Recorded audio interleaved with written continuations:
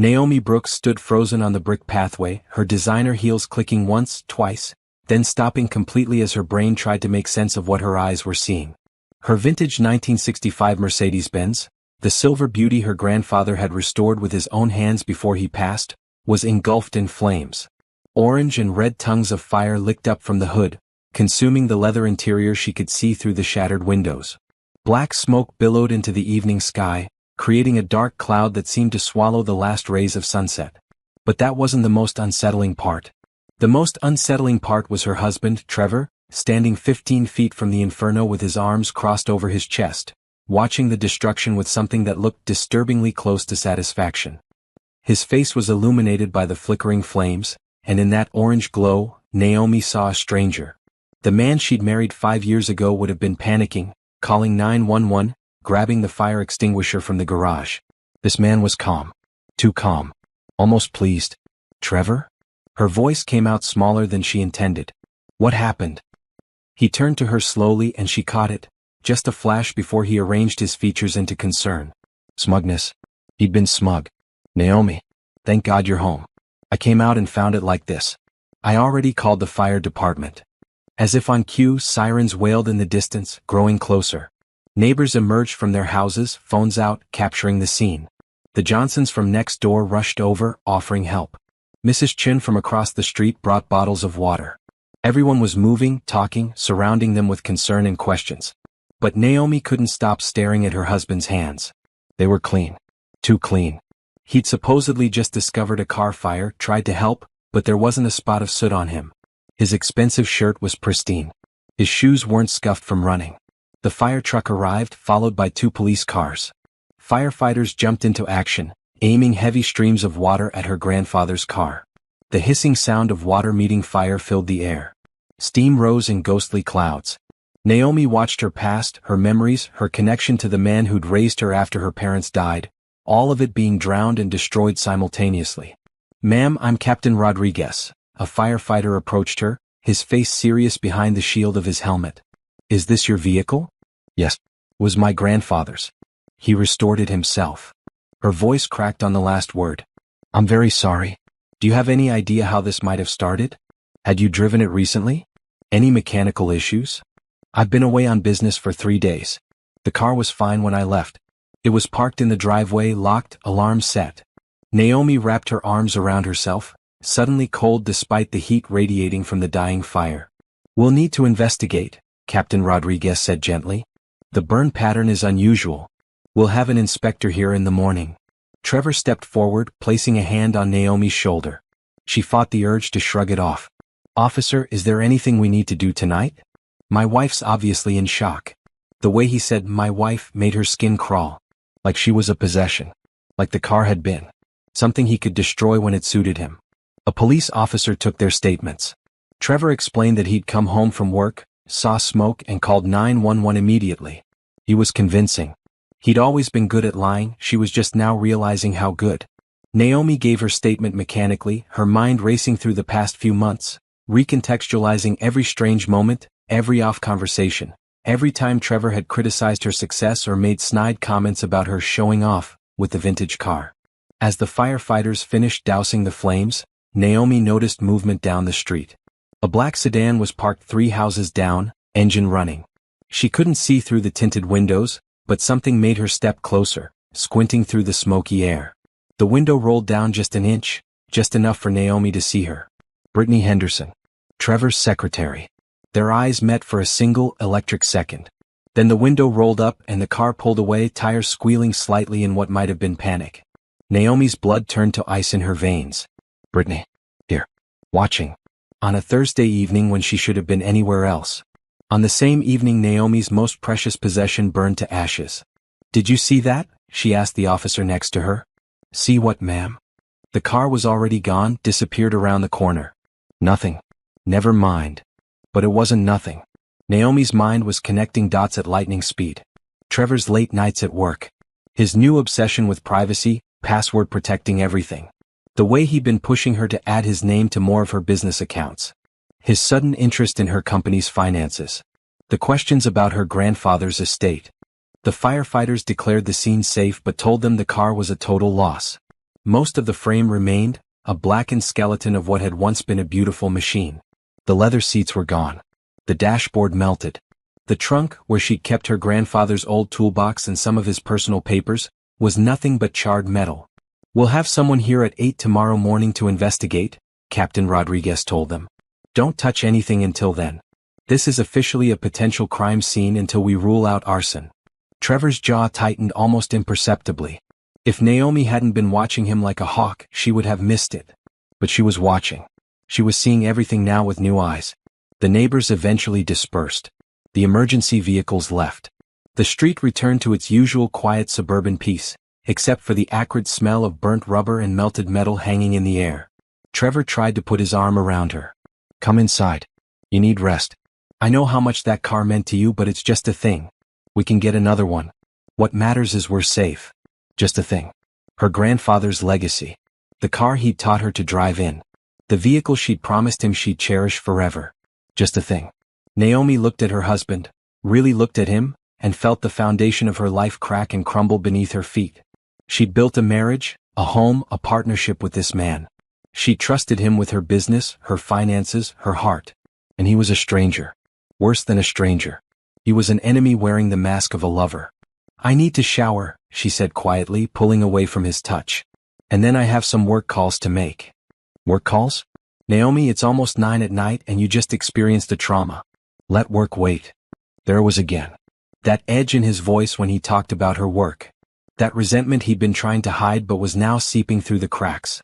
"My business doesn't wait for convenient times, Trevor. You know that." She walked into their house, climbed the stairs to their bedroom, and locked herself in the bathroom. Only then did she let herself shake. Only then did she pull out her phone and start making notes. Times. Dates. Strange occurrences. She texted her best friend and business partner, Rochelle. "Emergency. Car burned. Trevor. I'll explain tomorrow. Don't trust anyone." The response came back in seconds. "I'm here.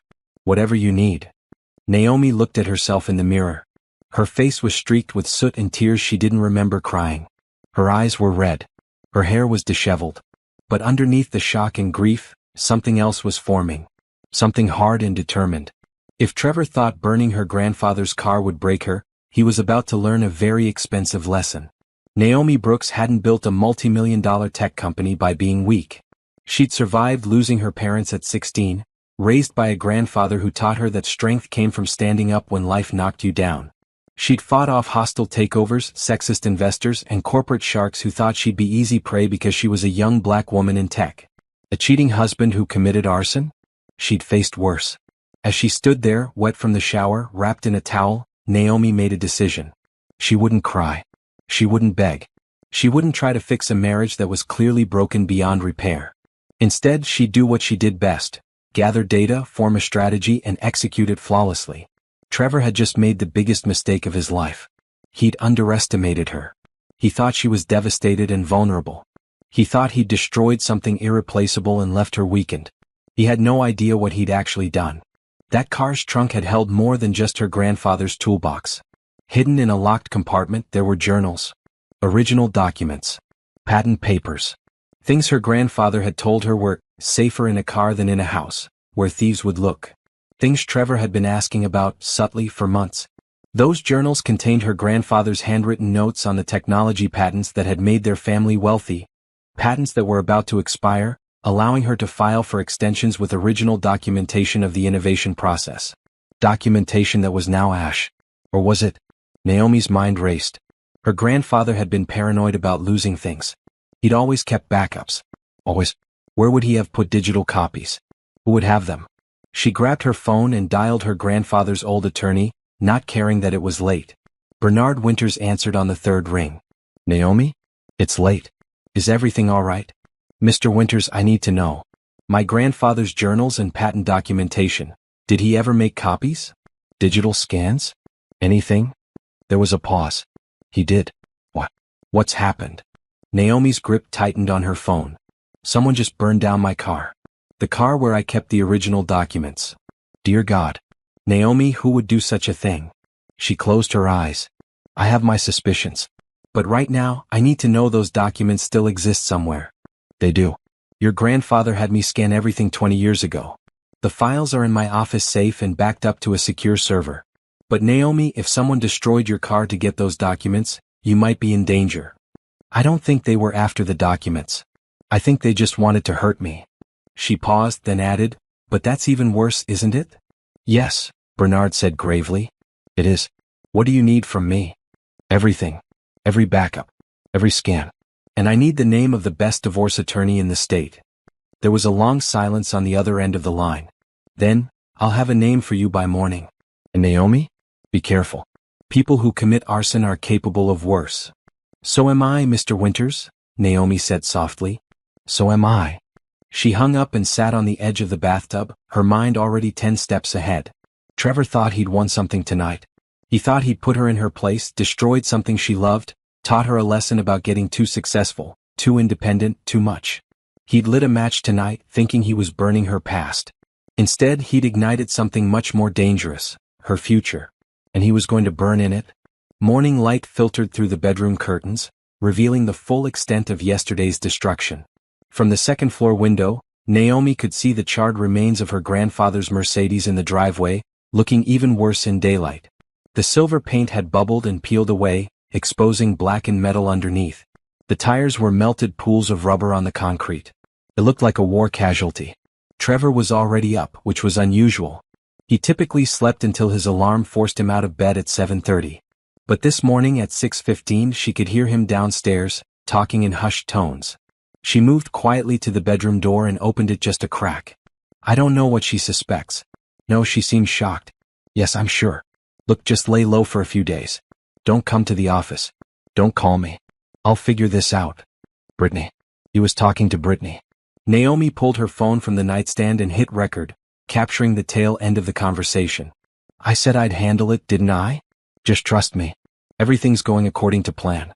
Once the divorce goes through, we'll have enough to start over somewhere nice. Maybe Barbados like we talked about. But you have to be patient. Divorce. The word hung in the air like poison gas. So he was planning to leave her. No, not just leave. Strategically dismantle her life so he could run away with his secretary to a tropical paradise funded by Naomi's hard work. She stopped recording and immediately forwarded the file to her private email, then to Rochelle, then to a cloud storage service. Triple backup. Her grandfather had taught her that. Never keep your ammunition in just one place. The doorbell rang at precisely 8 o'clock. The fire inspector had arrived, along with 2 police officers. Naomi dressed quickly in jeans and a simple blouse, pulling her hair into a ponytail. She looked at herself in the mirror and practiced the expression, shocked, grieving, but holding it together. Not too emotional. Not too composed. Just right. Trevor was already at the door, playing the concerned husband. Officers, thank you for coming. My wife's still pretty shaken up. Mrs. Brooks? A woman in an inspector's uniform extended her hand. I'm Fire Inspector Janet Reeves. I'll be examining your vehicle today. Do you have a few minutes to answer some questions? Of course. Whatever you need. They walked outside together. The smell of burnt materials was even stronger in daylight. Inspector Reeves circled the car slowly, taking photographs, making notes. She knelt by the front bumper, examining something closely. Mrs. Brooks, when was the last time you drove this vehicle? Sunday afternoon. I drove it to lunch with my business partner, then parked it in the driveway when I got home around 3. On Monday morning, I left for a business trip to Atlanta. I just got back last night around 7:30. And the car stayed parked here the entire time you were gone? Yes. We have a 2-car garage, but I usually park the Mercedes in the driveway. It's a nice car. I like seeing it. Inspector Reeves nodded, scribbling notes. Your husband was home during this time? Trevor stepped forward. I was. But I didn't notice anything wrong with the car until I came home from work yesterday and saw the smoke. What time was that? Around 6:45. I work until 6, then it's about a 30-minute drive home. Inspector Reeves exchanged glances with one of the police officers. Mr. Brooks, can you tell me where you work? Brooks Digital Solutions. It's my wife's company actually. I'm the operations manager. Another note. Another exchanged glance. Naomi's stomach tightened. They were seeing something she wasn't seeing yet, and whatever it wasn't good for Trevor. The inspector moved to the driver's side and pointed to something on the ground. Mrs. Brooks, do you see this? Naomi looked down. There was a pattern on the concrete, a splash mark spreading out from under the car door. That's an accelerant pour pattern. Someone doused this car in lighter fluid or gasoline before igniting it. This wasn't an electrical fire or an accident. This was deliberate arson. The words hung in the morning air. Trevor's face went pale. That's insane. Who would do something like that? That's what we need to find out. The police officer spoke for the first time. Mr. Brooks, you said you discovered the fire around 6:45? That's right. And you called 911 immediately? Yes, of course. The officer consulted his phone. According to our records, the 911 call came in at 7:02. That's 17 minutes after you say you discovered the fire. Trevor blinked. Maybe I got the time wrong. It all happened so fast. 17 minutes is a long time to wait when something is burning, Mr. Brooks. I tried to put it out first, with the garden hose. But it wasn't working, so I called for help. Inspector Reeves walked over to the garden hose, coiled neatly on its holder by the garage door. She touched the nozzle, then turned it on. Water flowed clear and steady. She turned it off and returned, making another note. The hose is completely dry, Mr. Brooks. If you'd used it recently, there would still be moisture in the line and on the ground where you sprayed. Naomi watched her husband's face cycle through emotions: panic, anger, calculation. He was searching for an explanation, a lie that would work. But he was running out of options. I must be confused. Like I said, it was chaotic. Maybe I didn't use the hose. Maybe I just called 911 right away. Maybe, the officer said in a tone that clearly meant he didn't believe a word. Mr. Brooks, we're going to need you to come down to the station to give a formal statement. Am I under arrest? No, sir. Just a voluntary statement. Unless you'd prefer to have an attorney present? Trevor's eyes darted to Naomi, pleading. She looked away. Let him drown. Let him panic. She was done throwing him life preservers. I don't need an attorney. I didn't do anything wrong. Then you won't mind coming with us now. As the officers escorted Trevor to their patrol car, Inspector Reeves turned to Naomi. Mrs. Brooks, is there anyone who might want to harm you or your property? Anyone who's been threatening you? An angry business competitor? A disgruntled employee? Naomi thought about the black sedan down the street. About Brittany watching the flames. About Trevor's phone conversation this morning, talking about divorce in Barbados and starting over. Inspector Reeves, I think I need to show you something. She pulled out her phone and showed the inspector the recording from that morning. The woman's face hardened as she listened. Mrs. Brooks, you need to get yourself a very good attorney. Today. Right now. I'm already working on it. After they all left, taking Trevor with them for questioning, Naomi stood alone in her driveway, looking at the destroyed car. Her phone buzzed with a text from Bernard Winters, her grandfather's attorney. Diane Martinez. Best divorce attorney in the state. I told her you'd call. And Naomi, I pulled the digital files. Your grandfather's documentation is safe. Everything you need is recoverable. Thank God. Thank God for paranoid grandfathers who made backups. Her phone buzzed again. Rochelle.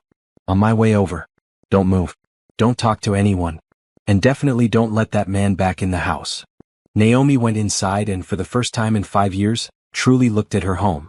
The house she'd bought with money from her company's first major contract. The mortgage she'd paid. The renovations she'd funded. Her name on the deed. Her credit building the life they'd shared. She walked into Trevor's home office, a room she rarely entered because he'd always claimed he needed privacy for important work. Now with him gone, she sat at his desk and opened his laptop. The password was still the same one he'd used for years, her birthday. How sentimental. How calculated. The laptop opened to reveal a desktop cluttered with files. Naomi started clicking, and with each click, the betrayal grew deeper and more calculated. Email folders labeled B contained hundreds of messages to Brittany. Love letters. Plans. Explicit photos. Messages from 2 years ago. This affair had been going on for 2 years. Longer than Naomi had even suspected. But worse than the affair were the financial files. Spreadsheets tracking Naomi's company accounts. Documents showing money transfers she'd never authorized.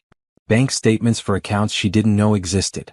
Trevor had been embezzling from Brooks Digital Solutions for at least 18 months, moving money in small increments that wouldn't trigger automatic alerts. 5,000 here. 10,000 there. Adding up to over $3 million. $3 million stolen from her own company by her own husband. Naomi kept clicking, her shock turning to cold fury. There were files detailing her personal assets. The value of her company. Projections for what he'd get in a divorce. Notes about community property loss. He'd been planning this for years. The slow theft, the affair, the eventual divorce where he'd position himself to take half of everything she'd built. She found a folder labeled insurance and opened it. Inside were documents related to the Mercedes. Trevor had taken out a separate insurance policy on the car 6 months ago, a policy she knew nothing about. A policy worth $500,000 with him listed as the beneficiary. He'd burned the car to collect insurance money. He'd destroyed her grandfather's legacy for a payout. Naomi heard the front door open. Rochelle's voice called out, "Naomi? Where are you?" "Upstairs. Trevor's office." Rochelle appeared in the doorway, took one look at Naomi's face and immediately knew. "What did you find?" "Everything. The affair. The embezzlement. The insurance fraud. He's been systematically destroying me for years, and I was too busy building a business to notice." Rochelle pulled up a chair and looked at the laptop screen. As a fellow tech entrepreneur and Naomi's business partner, she understood immediately what she was seeing. "Oh my God. Naomi, this is enough to send him to prison." "I know. You need to call that attorney. Right now." Naomi pulled out her phone and dialed the number Bernard had sent. A woman's voice answered, professional and sharp. "Martinez Law. How can I help you?" "My name is Naomi Brooks. Bernard Winters referred me to Attorney Martinez. I need to file for divorce and I need to do it immediately. Like today. And I need to press criminal charges against my husband for embezzlement, arson, and fraud." There was a pause, then, "Hold please." A moment later, a different voice came on, stronger, commanding. "Mrs. Brooks, this is Diane Martinez. Bernard filled me in on your situation. How fast can you get to my office?" "I can be there in 40 minutes. "Make it 30. Bring everything you have, documents, recordings, evidence." "And Mrs. Brooks? Don't let your husband back in that house. Change the locks. No. Today. I'm texting you a locksmith I trust. He'll be at your house in an hour." "Okay. And Naomi? Breathe. You're going to get through this.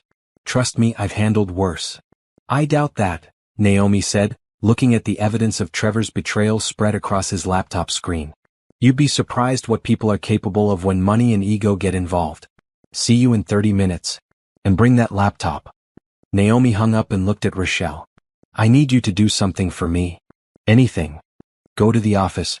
Pull every financial record for the past 3 years. Look for any transactions Trevor approved.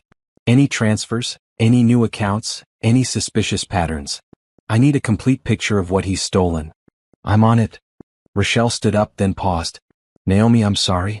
I should have seen something. We work together every day. I should have noticed. He fooled everyone. He's good at lying. That's what makes this so scary." Naomi saved the files from Trevor's laptop onto a flash drive. "But I'm better at winning." After Rochelle left, Naomi took one more look around Trevor's office. This room had always felt off-limits, sacred somehow. Now she saw it for what it was, the headquarters of his betrayal. The place where he'd plotted against her while she was downstairs making dinner or in her own office working late on contracts that would benefit them both. Except there was no them both. There was only him, stealing from her, planning to destroy her, thinking he was clever enough to get away with it. She thought about the car burning in the driveway. About Brittany watching from down the street. About Trevor's smug face as he watched it burn. He'd wanted to break her. To take away something precious and irreplaceable. To remind her that no matter how successful she was, he could still hurt her. But he'd miscalculated. Badly. Because the thing about successful people, especially those who'd built something from nothing, was that they knew how to take a loss and turn it into fuel. Every setback was data. Every betrayal was information. Every attack was an opportunity to strike back harder. Trevor had lit a fire last night. But not the one he thought. Naomi grabbed the laptop, the flash drive, and her phone. She had 30 minutes to get to Diane Martinez's office, and she intended to use every second of the drive to mentally prepare for war. Trevor thought he was playing chess. He was about to discover he'd brought a board game to a battlefield. Diane Martinez's office was located in a sleek downtown building with floor-to-ceiling windows overlooking the city. The waiting area had white leather chairs and abstract art on the walls. Expensive, minimalist, intimidating. Exactly what Naomi needed. A young associate led her to a conference room where Diane was waiting. The attorney was about 50, with sharp eyes and salt and pepper hair pulled into a tight bun. She wore a navy suit that probably cost more than most people's monthly rent. She looked like someone who ate opposing counsel for breakfast. "Mrs. Brooks." "Sit." Show me what you have. For the next hour, Naomi laid it all out. The recording of Trevor's phone call. The evidence from his laptop. The fire inspector's preliminary report. The bank statements showing embezzlement. The insurance fraud. Everything. Diane took notes on a yellow legal pad, her expression never changing. When Naomi finished, the attorney set down her pen and looked at her directly. You have enough evidence here to destroy him. Criminally and civilly. But I need to ask you something, and I need you to be completely honest with me. Okay. What do you want? Revenge? Justice? Your money back? To just be done with him as quickly as possible? Because each of those goals requires a different strategy. Naomi thought about it. About Trevor's face as he watched her car burn. About the years of lies. About Brittany smiling at company events while secretly sleeping with Naomi's husband. About every time Trevor had criticized her success, her ambition, her drive, all while stealing from her. I want him to understand exactly what he threw away. I want every cent he stole from me back with interest. I want him prosecuted to the fullest extent of the law. And I want to make sure he can never do this to anyone else again. Diane smiled. It wasn't a warm smile. It was the smile of a predator spotting wounded prey. Good. I can work with that. Here's what's going to happen. First, we're filing for divorce today. Immediate restraining order citing the arson and threatening behavior. He won't be allowed within 500 feet of you, your home, or your business. He works for my company. Not anymore. We'll have security escort him out today. He's fired, effective immediately. Do you have board approval for that? I own 70% of the company. I don't need board approval. Even better. Second, I'm contacting the district attorney's office. With the evidence you have, they'll open a criminal investigation immediately. Arson is a felony. Embezzlement is a felony. Insurance fraud is a felony. Your husband is looking at serious prison time. The words should have felt good. Instead, they felt surreal. Yesterday morning, she'd been married. Now she was planning her husband's destruction. Third, Diane continued, you need to prepare yourself. This is going to get ugly. He'll try to turn people against you. He'll claim you're vindictive, that this is about money, that he was the victim of an abusive marriage. Cheaters and thieves always play victim when they're caught. Let him try. I have evidence. Evidence doesn't matter to public opinion. People believe what they want to believe. So here's what you're going to do. Nothing. You're going to go about your business like nothing's wrong. Go to work. Smile at events.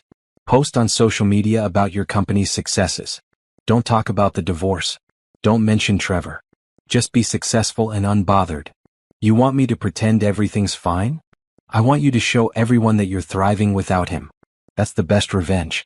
Not tearing him down, building yourself up so high that he can't even see you from where he's falling. Naomi nodded slowly. She understood the strategy. Let Trevor self-destruct while she remained dignified and focused on her success. How long will this take? The divorce? In this state, with a contested case like this, probably 18 months to 2 years. The criminal case? Longer. But we'll move fast on the restraining order and asset freezes. By end of day, Trevor won't be able to access any joint accounts or sell any marital property. He has $3 million in hidden accounts. Not for long. Once we file, we can subpoena his banking records. We'll find every cent. They spent another hour going over details, signing papers, planning strategy. When Naomi finally left the office, it was early afternoon. She felt exhausted but strangely energized. For the first time since seeing her car burning, she felt like she had some control back. Her phone rang. An unknown number. She answered cautiously. Mrs. Brooks? This is Detective Morrison with the Fraud Division. We'd like to talk to you about the evidence you provided regarding embezzlement from your company. Of course. When? Are you available now? We'd like to move quickly before your husband has a chance to hide assets or destroy evidence. I'm available. Where should I meet you? 2 hours later, after giving a detailed statement to detectives and handing over copies of all the evidence, Naomi drove to her office. Brooks Digital Solutions occupied the top 3 floors of a tech building near the university. She'd started the company 7 years ago in a tiny rented office with 1 employee, herself. Now she had a staff of 45 and annual revenue of $72 million. And Trevor had almost destroyed it all. Rochelle met her at the elevator, tablet in hand. Security just escorted Trevor out of the building. He went to his office to pack his things, but I had IT lock him out of all systems before he got there. He didn't take anything digital. How did he react? About how you'd expect. Yelling. Threatening to sue. Claiming you'd regret this. Then he saw the police outside and he left quickly. Police. They showed up right after he did. Apparently they have more questions. He left with them about 20 minutes ago. Naomi felt a grim satisfaction. Trevor's world was collapsing, and it was only the beginning. What did you find in the financial records? She asked as they walked to her office. It's worse than we thought. He's been embezzling for at least 3 years, not 2. And it's not just 3 million, it's closer to 5. He set up fake vendor accounts, created shell companies, approved purchases that never happened. He's been systematic about it. But you can trace it all? Every penny. He was clever, but he wasn't that clever. He left a digital trail a mile wide. They spent the rest of the afternoon going through the evidence with the company's forensic accountant. By 6 o'clock, they had a complete picture of Trevor's theft. $5.2 million, stolen over 3 years, funneled into accounts in Trevor's name and Brittany's name. Brittany. The secretary who'd been working here for 4 years. Who'd attended every company party. Who'd smiled at Naomi and called her Mrs. Brooks, while secretly helping to steal millions. Where is Brittany now? Naomi asked. She called in sick this morning. Hasn't been seen since yesterday evening.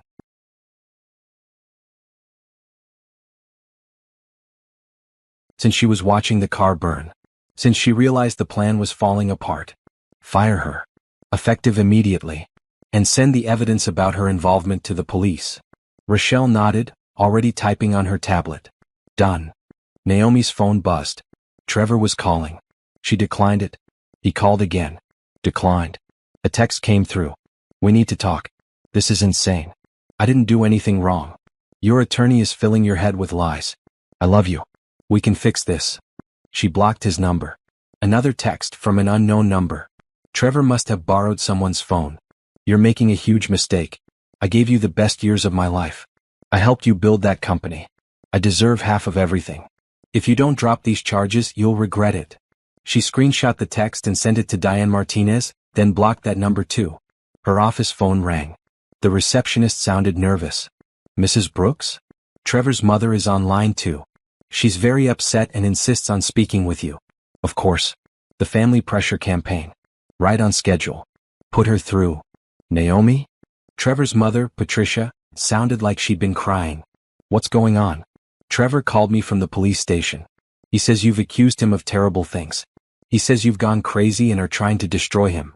Patricia, I'm not discussing this with you. This is between Trevor and me. He's my son.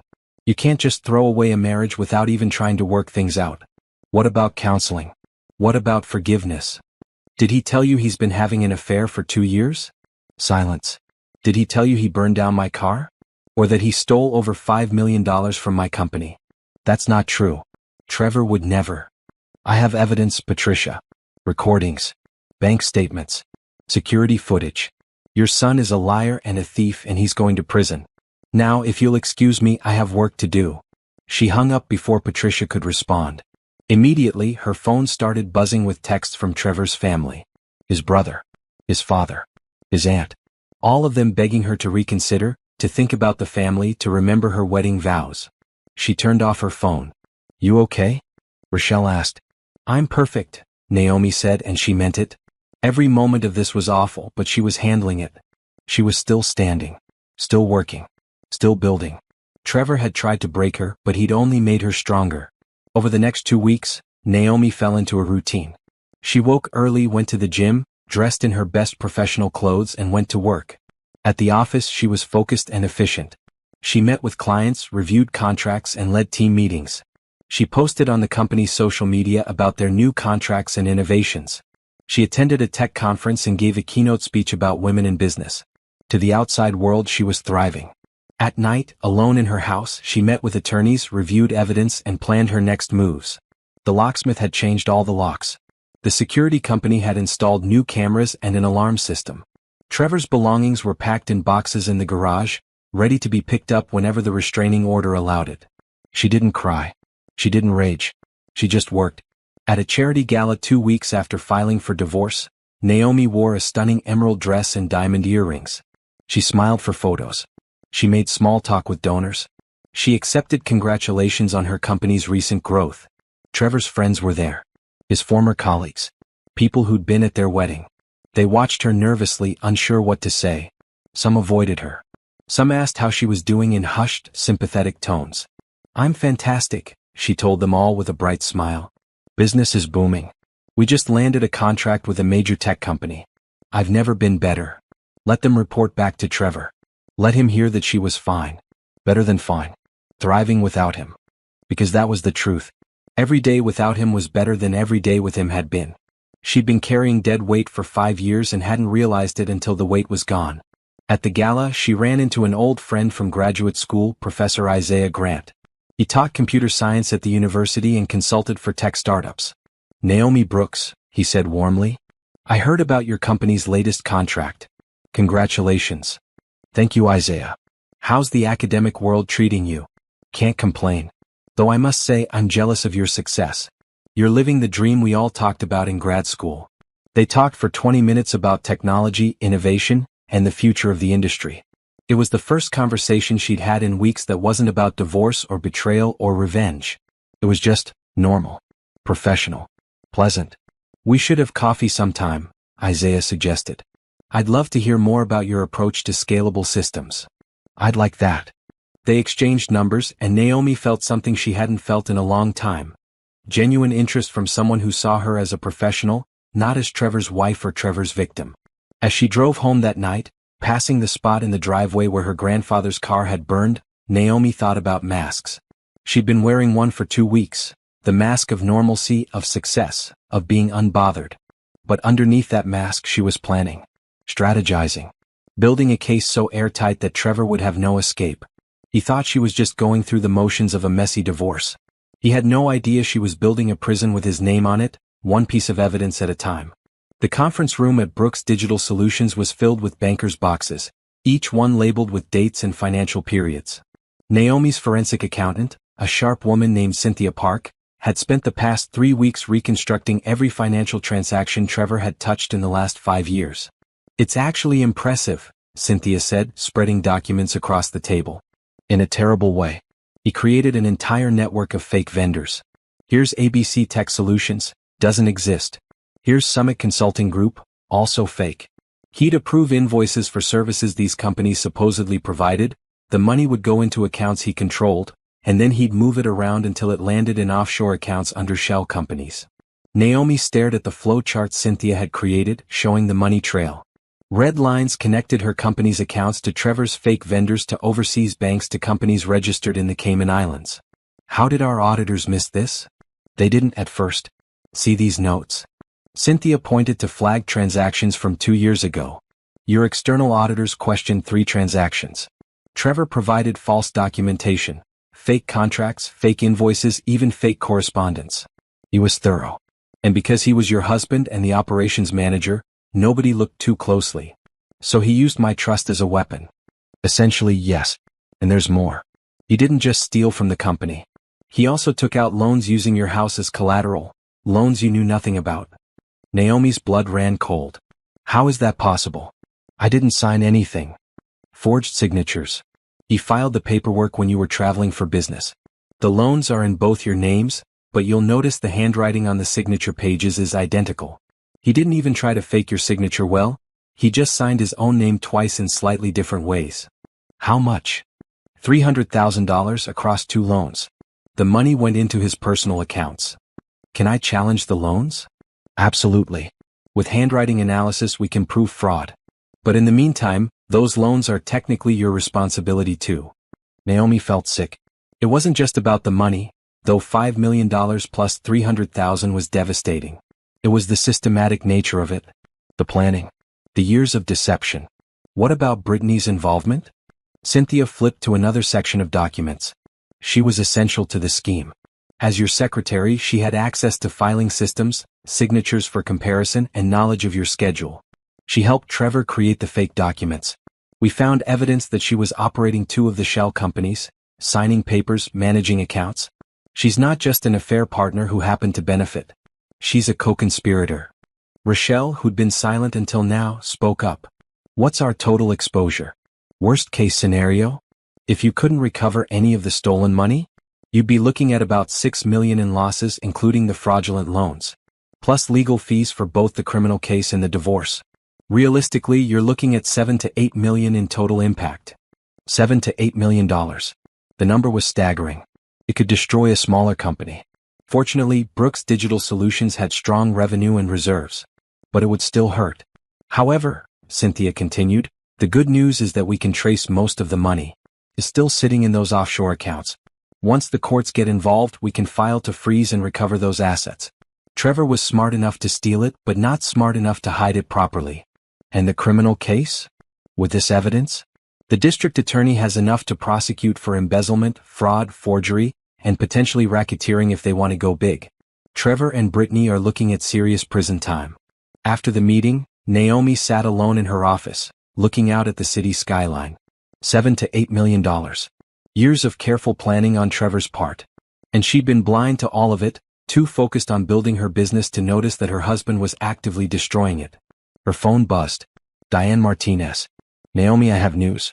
The restraining order hearing is tomorrow. Be prepared, Trevor will be there with his attorney. They're going to paint you as an angry, vindictive wife who's weaponizing the legal system. Let them try. I have evidence. I know. But I need you to be prepared for what he'll say. He's going to claim you were cold and distant. That you prioritized work over your marriage. That he felt neglected and that's why he sought comfort elsewhere. He's going to blame me for his affair and his theft? That's exactly what he's going to do. It's textbook cheater behavior. And unfortunately, some people will believe it. That's why your behavior these past few weeks has been perfect. You've been professional, successful, and dignified. Keep doing that. The next day, Naomi sat in a courtroom next to Diane Martinez, wearing a navy suit and pearl earrings. Across the aisle, Trevor sat with his attorney, a man named Gerald Hutchins who had a reputation for defending white-collar criminals. Trevor looked terrible. He'd lost weight. His suit was wrinkled. His eyes were bloodshot. When he saw Naomi, his expression flickered between pleading and angry. The judge, a no-nonsense woman named Judge Helen Carter, entered the courtroom. Everyone stood. This is a hearing regarding the restraining order filed by Mrs. Naomi Brooks against her husband, Mr. Trevor Brooks, citing domestic violence through property destruction and threatening behavior. Mrs. Martinez, present your case. Diane stood and laid out the evidence methodically. The fire inspector's report confirming arson. The security footage showing Trevor's car leaving the house just minutes before the fire started. The recording of Trevor's phone call admitting to planning a divorce. The threatening text messages. Your Honor, Mr. Brooks deliberately destroyed his wife's property in an act of intimidation and revenge. He burned a vintage car that had immense sentimental value, knowing it would cause her emotional distress. He then attempted to lie to police and fire investigators about his involvement. His subsequent threatening messages demonstrate a pattern of escalating behavior that puts Mrs. Brooks at risk. Trevor's attorney stood. Your Honor, this is a vindictive attempt to punish Mr. Brooks for the natural breakdown of a marriage. Yes, there were marital problems. Yes, my client made mistakes. But burning a car, which was marital property that belonged to both of them, is not domestic violence.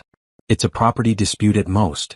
Mr. Hutchins, Judge Carter said dryly, arson is a crime regardless of who owns the property. Continue. Hutchins shifted uncomfortably. What I mean is, there's no evidence that Mr. Brooks intended to harm or threaten Mrs. Brooks. He was acting out of frustration with their failing marriage, a marriage in which Mrs. Brooks, by her own admission, worked constantly and had little time for her husband. So your defense is that my client drove her husband to commit arson by being too successful at her job? Diane's voice dripped with contempt. I'm saying that context matters. Mr. Brooks felt neglected. He made a regrettable choice in a moment of emotional distress. Judge Carter looked at Trevor directly. Mr. Brooks, did you burn your wife's car? Trevor stood. Your Honor, I was angry. She was never home. She cared more about her company than about me.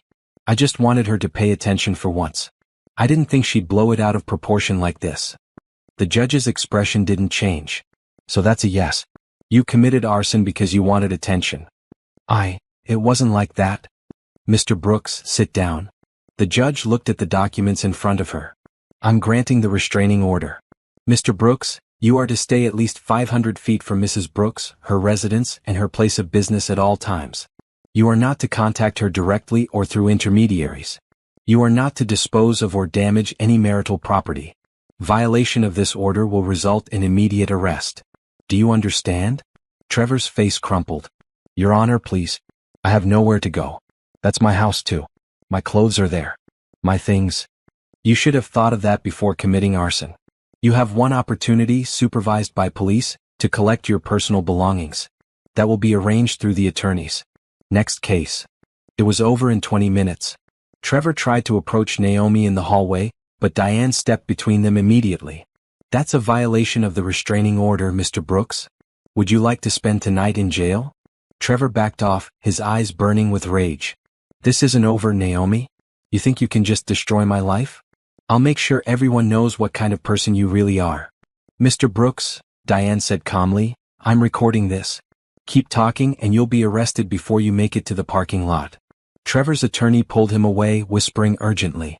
They disappeared down the hallway. Well, Diane said, that went better than expected. He practically confessed to arson in open court. What happens now? Now you wait for the criminal trial. The DA's office will be in touch. They'll probably offer Trevor a plea deal, reduced sentence in exchange for returning the money and pleading guilty. If he's smart, he'll take it. And if he's not? Then we go to trial, present all this evidence, and he spends the next 10 to 15 years in prison. Over the next month, Trevor's life fell apart in spectacular fashion. The criminal charges were filed publicly. Local news picked up the story, tech CEO's husband accused of embezzlement and arson. His photo was everywhere. His family stopped defending him once they saw the evidence. His friends abandoned him. He lost the expensive apartment he'd been staying in because his credit cards, all funded by stolen money, were frozen. Meanwhile, Naomi's life flourished. Her company landed 2 more major contracts. She appeared on a podcast about women in tech. A business magazine featured her on their cover with the headline, Building an Empire, How Naomi Brooks Created a Tech Giant. She didn't mention Trevor in any interview. When asked about her personal life, she smiled and said, I'm focused on my work and my company's mission. That's what drives me. Perfect. Professional. Unbothered. But at night, going through the endless documentation of Trevor's betrayal, she felt the weight of it. Not sadness exactly. More like a deep weariness. She'd spent 5 years building a life with someone who'd been systematically dismantling it the entire time. Isaiah, the professor she'd met at the gala, had become a regular coffee companion. They met twice a week to discuss technology and innovation. He never asked about her personal life, never pried. He treated her like a colleague, a peer, someone whose ideas mattered. It was refreshing. You seem tired, he observed one afternoon over coffee. Big case I'm dealing with. It's exhausting. Anything I can help with? Not unless you can make criminal trials move faster. He didn't press. Just changed the subject to a new algorithm his students were developing. That evening, Naomi got a call from Detective Morrison. Mrs. Brooks, I wanted to give you a heads up. We've arrested Brittany Henderson. She tried to flee to Mexico with about $200,000 in cash. Border Patrol stopped her. She ran? Panicked, I'd say. Trevor's attorney contacted her, probably trying to coordinate their defense, and she decided to cut her losses and disappear. Didn't work out for her. What happens now? She'll be charged as a co-conspirator. The DA is offering her a deal. Testify against Trevor, return all the money she received, and she'll get a reduced sentence. She's probably going to take it. Good. Let them turn on each other. Let Trevor see what loyalty from his mistress was worth when prison time was on the line. Naomi hung up and poured herself a glass of wine. She stood at her kitchen window, looking out at the city lights, thinking about all the times Trevor had stood in this same spot and lied to her face. All the times he'd kissed her goodbye while planning her downfall. She raised her glass in a silent toast to the future, to a life without betrayal, without lies, without someone actively working to destroy everything she built. Tomorrow she had a board meeting to prepare for, a new investor to meet, a keynote speech to write. Trevor had tried to burn her down. Instead, he just cleared away all the dead weight. And now she was going to build something even better. The call came on a Tuesday morning while Naomi was reviewing quarterly reports. Diane Martinez's voice was calm but urgent. We need to meet. Trevor's attorney just filed a counter-motion. He's going on the offensive. An hour later, Naomi sat in Diane's office, reading through the legal documents Gerald Hutchins had submitted. With each page, her disbelief grew. Trevor was claiming he was the victim. According to his filing, Naomi had been emotionally abusive throughout their marriage. She'd belittled his contributions to the company. She'd isolated him from friends and family. She'd controlled all the finances and gave him an allowance like a child. The embezzlement? He called it taking what he'd rightfully earned, since she refused to pay him a proper salary. The affair? He claimed it was his only source of emotional support in a cold and loveless marriage. This is insane, Naomi said. None of this is true. I know. But this is what I warned you about. He's trying to flip the narrative. Paint himself as the downtrodden husband of a successful, controlling woman. Will anyone believe this? Some people will. People love a story about a powerful woman being secretly terrible. It fits their worldview. That's why we need to be strategic about how we respond. Diane spread out more documents on the table. He's also demanding half of everything: the house, your business assets, retirement accounts. He claims he contributed equally to your success and deserves equal compensation in the divorce. He stole from my company, which we'll prove in criminal court. But in divorce court, he's allowed to make these claims. We'll shut them down, but it's going to be a fight. That afternoon, Trevor's media campaign began. Somehow, definitely not coincidentally, a sympathetic article appeared in a local online magazine. It featured an anonymous interview with a man whose successful wife left him with nothing after he dedicated years to supporting her career. The article didn't name Trevor directly, but it was obvious. It talked about a woman in tech whose obsession with success destroyed her marriage. It quoted friends saying she was cold and calculating. It suggested she was using her wealth and power to crush her ex-husband simply because he'd fallen in love with someone else. Naomi read it on her phone and felt rage boil through her veins. Don't respond, Rochelle said immediately, seeing her face. That's what they want. They want you to look emotional and vindictive. But it's all lies. So what? Your evidence will speak louder than his lies. Just keep doing what you're doing. Stay professional. Stay successful. Let him scream into the void. It was good advice, but it was hard to follow. Especially when Trevor's family started calling again, now armed with his version of events. How could you treat him like this? Patricia sobbed over the phone before Naomi could hang up. He supported your dreams. He gave up his own career to help you build yours. And this is how you repay him. Naomi wanted to scream that Trevor never had a career to give up. That he'd been working entry-level jobs with no prospects when they met. That she'd given him a position at her company out of love, and he'd used it to rob her blind. But she didn't. She just said, Patricia, you don't know the whole story. Please stop calling me, and hung up. The day got worse. At work, an employee approached her nervously. Mrs. Brooks? I thought you should know. Someone's been calling around to former employees asking questions about you. About how you treat people. About whether you're difficult to work for. Who? They wouldn't give their name. But the questions were specific. Like they were trying to build a case that you're a bad boss. Trevor. Or someone working for him. Trying to find disgruntled former employees who'd say negative things about her. Thank you for telling me. If anyone contacts you, don't engage. Just forward the information to Rochelle. That evening, Naomi met with Diane again. He's trying to destroy my reputation. The article, the phone calls, his family spreading lies. This is a coordinated attack. Yes, it is. And it's going to get worse before it gets better. Trevor is desperate. His criminal trial is in 3 months. He knows he's going to prison. So he's trying to take you down with him, at least in the court of public opinion. What do I do? Exactly what you've been doing. Let him flail. Let him look desperate and bitter. Meanwhile, you stay calm and professional. We'll respond to his legal claims with evidence, not emotion. And Naomi? We're going to file for a restraining order extension. These coordinated attacks, the calls to your employees, the media campaign, it's all harassment. We can use it. The next morning, Naomi woke to find her social media accounts flooded with messages. Anonymous accounts were posting on her company's pages, calling her a fraud. Claiming she'd stolen credit for other people's work. Saying she was a terrible person who destroyed lives. It was a troll army. Coordinated. Vicious. Rochelle noticed immediately. Naomi, don't look at the comments. I got our social media manager flagging and deleting. This is organized harassment. Can we trace where it's coming from? We're trying. But they're using VPNs and fake accounts. It's sophisticated. Which meant Trevor had hired someone. He was spending money he didn't have, probably his family's money, to run a smear campaign against her. That afternoon, she had to give a presentation to potential investors. She stood in front of 15 people in suits, presenting her company's growth projections, while her phone buzzed continuously with hateful messages from anonymous accounts. She ignored it, delivered the presentation flawlessly, answered questions with confidence, closed the meeting with 3 new investors committed to funding her company's expansion. After they left, she allowed herself exactly 5 minutes to sit in the conference room and feel overwhelmed. Then she called Diane. The harassment is escalating. My social media, my employees, now anonymous online accounts. How do I make it stop? We file an emergency motion. Harassment through third parties violates the restraining order. I'll have something drafted by end of day. Will it work? It'll force Trevor to back off or face arrest. And it'll make him look worse in court.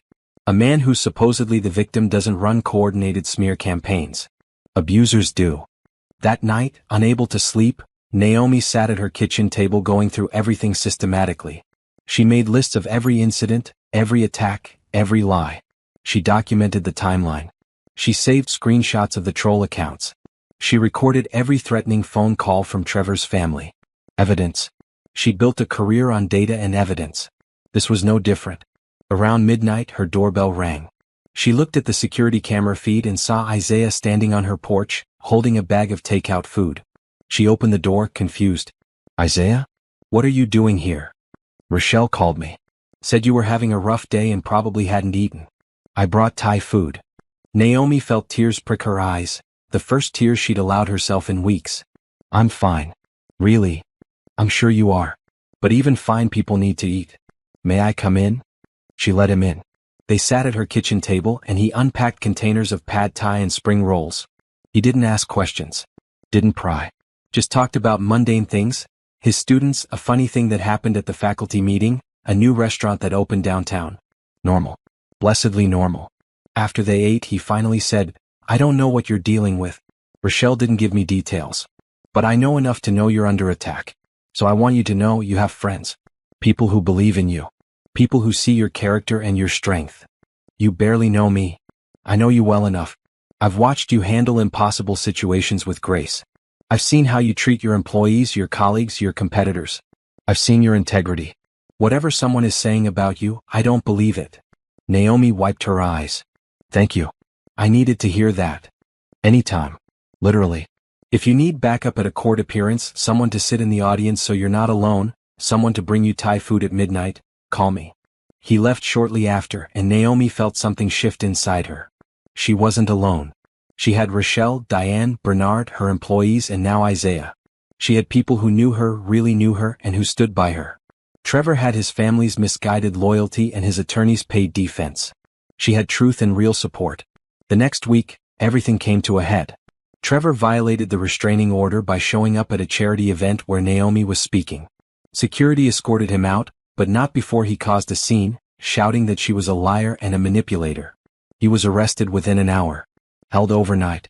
Released on bail the next morning with a stern warning from the judge that one more violation would result in jail time. His attorney filed an emergency motion claiming Naomi had entrapped Trevor by attending the event, knowing he'd be there. The judge denied it within 24 hours, calling the argument absurd. The criminal trial date was set, 3 months away.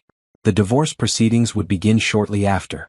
We're entering the final stretch, Diane told Naomi. This is where desperate people do desperate things. I need you to be extra careful. Vary your routes to work. Don't go anywhere alone at night. Keep your security system armed. You think he'd hurt me? I think he's lost everything and has nothing left to lose. That makes him dangerous. Naomi hired a security company. They installed panic buttons in her house and office. They assigned a guard to follow her to and from work. It felt like overkill, but Diane insisted. Better paranoid than sorry. Despite everything, the harassment, the smear campaign, the legal battles, Naomi's company thrived. In the midst of chaos, she closed the biggest deal in her company's history, a $15 million contract with a Fortune 500 company. The press release made national news. Trevor saw it, of course. Everyone saw it. And that night, Naomi got a message from an unknown number. You think you've won. You haven't. I'll make sure you lose everything just like you did to me. You'll regret this. She forwarded it to Diane and the police. They traced the number to a burner phone purchased with cash. Untraceable. That's a direct threat, Detective Morrison said. We're adding it to the charges. And we're recommending his bail be revoked. 2 days later, Trevor was back in jail, held without bail until his trial. The judge cited the escalating threats and pattern of harassment as evidence that he was a danger to Naomi. Finally he couldn't reach her. Couldn't call. Couldn't send messages. Couldn't orchestrate attacks. Naomi felt like she could breathe for the first time in months. But the peace didn't last long. 2 weeks before the criminal trial, Trevor's attorney approached Diane with a plea deal offer. Trevor will plead guilty to embezzlement and insurance fraud. He'll agree to return all stolen money plus 20% damages. He'll serve 5 years in prison. In exchange, the DA drops the arson charge and the more serious fraud charges that carry 15-year sentences. Diane looked at Naomi. It's your call. If we go to trial and win, he'll get 10 to 15 years. But trials are risky. Juries are unpredictable. This way you're guaranteed to get your money back and see him punished. Naomi thought about it. 5 years versus 15 years. It didn't seem like enough for what he'd done. But it was guaranteed justice. What about Brittany? She took a similar deal. Testifying against Trevor in exchange for 3 years and full restitution of her portion. Tell them we have a counteroffer. Trevor pleads guilty to all charges. He serves 8 years minimum. He returns all money plus 30% damages. He signs a confession admitting to everything, the affair, the theft, the arson, the fraud. And that confession becomes part of the public record. Diane smiled. You want him to admit it all publicly. I want everyone who believed his lies to see the truth in his own words. No more ambiguity. No more he said, she said. Just his confession. I'll make the offer. 3 days later, Trevor accepted. He signed a 12-page confession detailing everything. Every dollar stolen, every lie told, every illegal act. He admitted to the affair. To burning the car. To the smear campaign. To the harassment. All of it. The document was filed with the court and became public record within hours. By evening it had been picked up by local news. The same online magazine that had published the sympathetic article about the wronged husband now published a follow-up. Tech executive's husband confesses to massive fraud and abuse. Trevor's family called to apologize. Naomi didn't answer. Patricia left a voicemail, crying, saying she was sorry for not believing her. Too little too late. The sentencing hearing was scheduled for the following month. Until then, Trevor would remain in jail. Naomi could finally start rebuilding. Not just her finances, those were actually fine. Her company was stronger than ever. The stolen money would be returned. The fraudulent loans would be dismissed. No, what needed rebuilding was her ability to trust. Her sense of security. Her belief that people were who they claimed to be. That would take time. Maybe years. But for now she had victory. She had justice. And she had herself, stronger, wiser, and absolutely unwilling to ever let anyone take advantage of her again. The conference room was packed with journalists, cameras, and spectators. News vans lined the street outside the courthouse. What had started as a private divorce had become a public spectacle, thanks to Trevor's confession and the shocking amount of money involved. Naomi sat in the front row, flanked by Diane and Rochelle. She wore a charcoal suit and minimal jewelry. Professional. Composed. She'd learned that her appearance in court would be photographed and analyzed, so she chose her outfits carefully. Trevor was brought in wearing an orange jumpsuit, hands cuffed. He'd lost more weight. His face was gaunt, his hair unkempt. He didn't look at Naomi. Didn't look at anyone. Just stared at the table in front of him. Judge Carter entered and everyone stood. When they sat again, the judge shuffled papers and addressed the court. We're here for the sentencing of Trevor Brooks, who has pleaded guilty to multiple counts of embezzlement, fraud, forgery, arson, and related charges. Before I hand down the sentence, I want to address something. She looked directly at Trevor. Mr. Brooks, I've been a judge for 23 years. I've seen a lot of criminals come through this courtroom. Some are products of poverty and desperation. Some are young people who made terrible choices. Some are people who genuinely made mistakes and showed real remorse. She paused. You are none of those things. You are an educated man from a comfortable background who had every advantage. You married a successful woman and instead of celebrating her achievements, you resented them. Instead of building your own success, you stole hers. Instead of being honest about your unhappiness, you lied, cheated, and destroyed property out of pure spite. Trevor's attorney started to stand, but the judge waved him down. I'm not finished. What disturbs me most about your case, Mr. Brooks, is the calculated nature of your crimes. This wasn't a moment of weakness. This was years of deliberate theft, fraud, and manipulation. You didn't just take money. You tried to destroy your wife's reputation when you got caught. You orchestrated harassment campaigns. You violated restraining orders. Even after being arrested, you continued to threaten and intimidate. She looked at her papers again. The plea agreement recommends 8 years in prison. I'm going to give you 10. Trevor's head snapped up. What? But the agreement. The agreement said a minimum. I have discretion to go higher, and I'm exercising that discretion. 10 years in federal prison followed by 5 years of probation.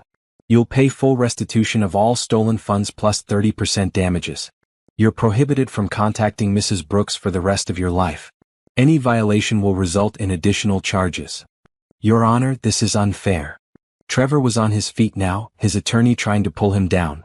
She ruined my life. She turned everyone against me. All I did was take what I earned. Sit down, Mr. Brooks, Judge Carter said coldly. You earned nothing. You stole everything. And now you'll pay for it. Bailiff, remove the defendant. As guards moved to escort Trevor out, he turned to Naomi. His face was twisted with rage and desperation. This isn't over. You can't just move on like nothing happened. I'll make sure you never forget me. Mr. Brooks, you're making threats in open court.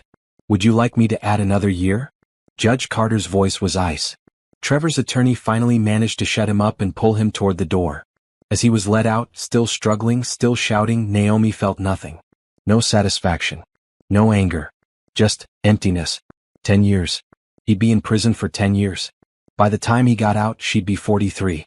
A different person. Living a different life. Outside the courthouse, reporters swarmed. Diane had prepared Naomi for this moment. They discussed what to say, how to say it, what message to send. Naomi stood on the courthouse steps, cameras flashing, microphones shoved toward her face. Mrs. Brooks, how do you feel about the sentence? I believe justice was served. This case was never about revenge. It was about holding someone accountable for serious crimes. Do you have anything to say to other women facing similar situations? Yes. Document everything. Trust your instincts. Don't let anyone make you doubt your own reality. And build a strong support system. You'll need it. Are you concerned about Trevor's threats? I'm concerned that someone capable of such calculated deception is out there, and other people could be his future victims. That's why accountability matters. What's next for you and your company? We're focused on growth and innovation. This situation was a setback, but we're stronger for it. Sometimes the worst betrayals teach us the most valuable lessons. She didn't take more questions. Diane ushered her to a waiting car, and they drove away from the media circus. In the car, Naomi finally allowed herself to exhale. It's really over. The criminal case is over. We still have the divorce proceedings, but those should be straightforward now. With his criminal conviction, he has no leverage. How long? Few months probably. He'll sign whatever we put in front of him. He has no money for attorneys, no public support, and a criminal record. You'll get the house, your company assets, everything. He'll get nothing. Naomi nodded, staring out the window at the city passing by. She thought about the past year, the fire, the discovery, the legal battles, the harassment. Every day had been a war. And she'd won. Completely, decisively won. But victory felt hollow. Because winning meant acknowledging how badly she'd lost in the first place. She'd lost 5 years of her life to a man who'd never loved her. She'd lost her grandfather's car and the memories it held. She'd lost her ability to trust easily. Trevor had taken so much from her that no court sentence could return. Over the next few weeks, the fallout continued. The news coverage sparked conversations about financial abuse in marriages, about successful women being targeted by insecure partners, about the importance of financial independence. Naomi was invited to speak at events, to share her story, to be an inspiration to other women. She declined most of them. This wasn't a story she wanted to build her identity around. She was more than Trevor's victim, more than a cautionary tale. But she did agree to one interview, with a business podcast she'd respected for years. She talked about her company, her innovations, her vision for the future. The host asked about the legal case, and Naomi gave a brief, factual answer, then immediately pivoted back to business. I don't want to be known as the woman whose husband betrayed her. I want to be known as the CEO who built a $75 million company and kept building even when someone tried to tear it down. That's the story I'm interested in telling. The episode went viral. Not because of the drama, but because of her refusal to be defined by it. Meanwhile, Brittany's sentencing hearing happened with far less fanfare. She got 3 years just as the plea deal promised. She'd testified against Trevor, providing details of their scheme and affair. In court, she apologized to Naomi. "I was weak. I let him manipulate me. I'm so sorry for the pain I caused." Naomi didn't respond. Didn't accept the apology. Just watched as Brittany was led away to begin her sentence. Some people deserved forgiveness. Brittany wasn't one of them. She'd been an active participant, not an innocent bystander. She'd smiled at Naomi at office parties while stealing from her. She'd watched the car burn with satisfaction. No. Some people you just cut out of your life completely and never think about again. With both Trevor and Brittany behind bars, the divorce proceedings moved quickly. Trevor's attorney submitted papers agreeing to give Naomi everything: the house, the cars, all business assets. In exchange, he asked for nothing. "He knows he has no case," Diane explained. "A convicted felon with no income and no assets has no leverage in divorce court." The divorce was finalized on a Tuesday afternoon. Naomi signed papers in Diane's office, officially ending her marriage. She felt nothing. No sadness, no relief. Just completion. "Congratulations," Diane said, shaking her hand. "You're officially single and significantly richer. The restitution payments should start coming in next month." "Thank you. For everything. Thank you for being the easiest client I've ever had. You followed instructions, kept your head down, and let the evidence speak. That's rare." Naomi left the office and drove to her company. She parked in her reserved spot, not the driveway where the Mercedes had burned, but a proper parking structure downtown. She rode the elevator to the top floor and walked into Brooks Digital Solutions. Her employees greeted her with applause. Someone had hung a banner, "Congratulations on your freedom." Rochelle handed her a champagne bottle. "Time to celebrate. We're at work. It's 4 o'clock on a Tuesday.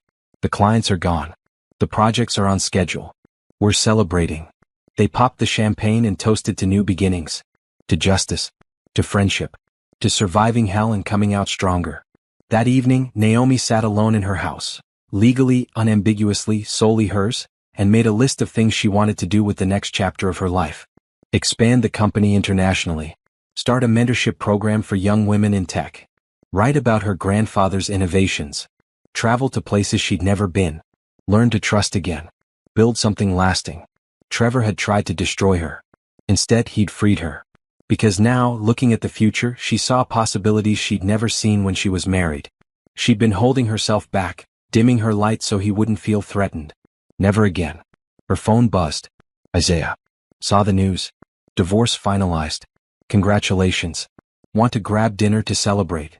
She smiled. Isaiah, kind, respectful, professional Isaiah, had been a quiet constant through all of this. Never pushing, never demanding, just present. Dinner sounds perfect. They met at a small restaurant downtown. Nothing fancy, just good food and comfortable booths.